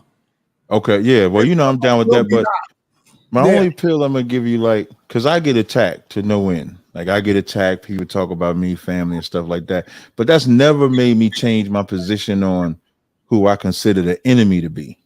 We're just like Isaiah, the first chapter says, from the top of the head to the sole of the feet, we are destroyed. That's talk about our people. So when our people act in that fashion, at one time and on certain levels, we might have acted in that fashion. So that still doesn't mean that the white man ain't the devil. It just mean that we got some sick people that need some work. And the only drink I'll give you is whatever you give life to. That's what's going to grow. And that's why I used to always tell you. That's why I asked you. I used to tell you all the time, Si, don't respond to this video. Don't respond to that. They're going to die. Like, if you think about it, you ain't respond to them. They might live for, let's say they live for a week talking about you. After a while, that week goes away. If you don't respond, it doesn't give life to it. So the greatest lesson that you could actually learn from it is you kill them with your silence. That's it. And then they go away. They don't talk about it. But I'm glad we did get that. Said, Hebrews are the enemy now. No, Hebrews are not my enemy, bro. Where you get that from? I just told y'all that I have nothing personal against the brothers. It's the teachers. And I'm going to always stick with that. It's the teachers that I don't get along with. And Captain, one day, if you got the heart and courage, I'll bring you into my interrogation room again and show you I got better than last time. I beat you a little bit. I barely beat you. You got me, but I barely beat you. It's a hard battle. But this time, I think I got you. I know more in the Bible now. I think I got you. No sweat. Well, whenever you want to set it up, I'll definitely come back to your interrogation room. I'm not scared. I've never really been scared. So you just let me know when you want to do it. And we can go ahead. We can go ahead and rock out with it. But again, Si, I appreciate you coming out. I appreciate those following us on Clubhouse, following us on YouTube. Make sure y'all subscribe to my YouTube channel. I'll definitely be doing a lot more podcasts just like this, and they're interview based. So y'all see this environment is different than a typical like Cross the Line Radio or even like Sinetta's channel. This is where we get to sit with someone like Sinetta and get the insight to how he thinks, what he believes. And I'm looking forward to doing more interviews like that. So with that, Sinetta, you got anything you want to say before we close out? No, I want to say thank you, brother. I appreciate you bringing me on, and peace and blessings to you, brother. Thanks a lot. I appreciate it. So with that, I'm just going to close out with my video. And hold on, let me share my screen. My video. Share. And here we go. Everyday white people. I just cut it right there. That's really all you need to know. Are black, white. So that's same answer. The Bible never changes. That's the solution for black people. The Bible never changes. Because the problem that we have in every ghetto USA, the problem that we have with each other is not science. Right. Science ain't the problem. Them drug that's the little girls. Them brothers that's turning out men homosexual, that's the problem. And the Bible said don't be a homosexual. The Bible said thou shalt not murder. The Bible said thou shalt not steal. The Bible said thou shalt not murder. The Bible said thou shalt not have no other God. And you see how they want to turn the mic when I start talking about African, but then forget that the Africans, the Arabs, and the white man are all a part of the transatlantic slave trade. So when you call yourself African, when you wear that unk, when you want to be Amin Ra and all of that, you're just joining another enemy. Y'all don't listen to ISUBK, but we got the room on y'all floor. That shit don't even make no sense what you're saying. Because of the honeys. No, we not. Yes, you are. I tell you what, take us off the hundreds. Take us off. We don't got to do another motherfucking room on the hundred side ever. City. You got the city in Detroit. The village where suckers at New York.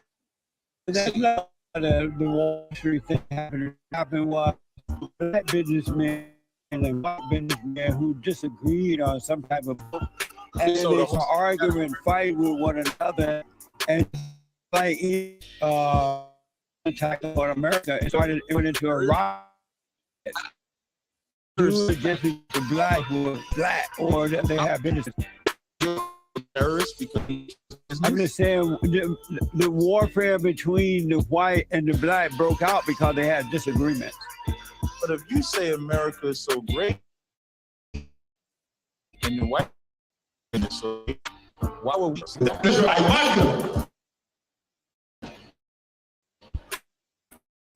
I'm Shabbat.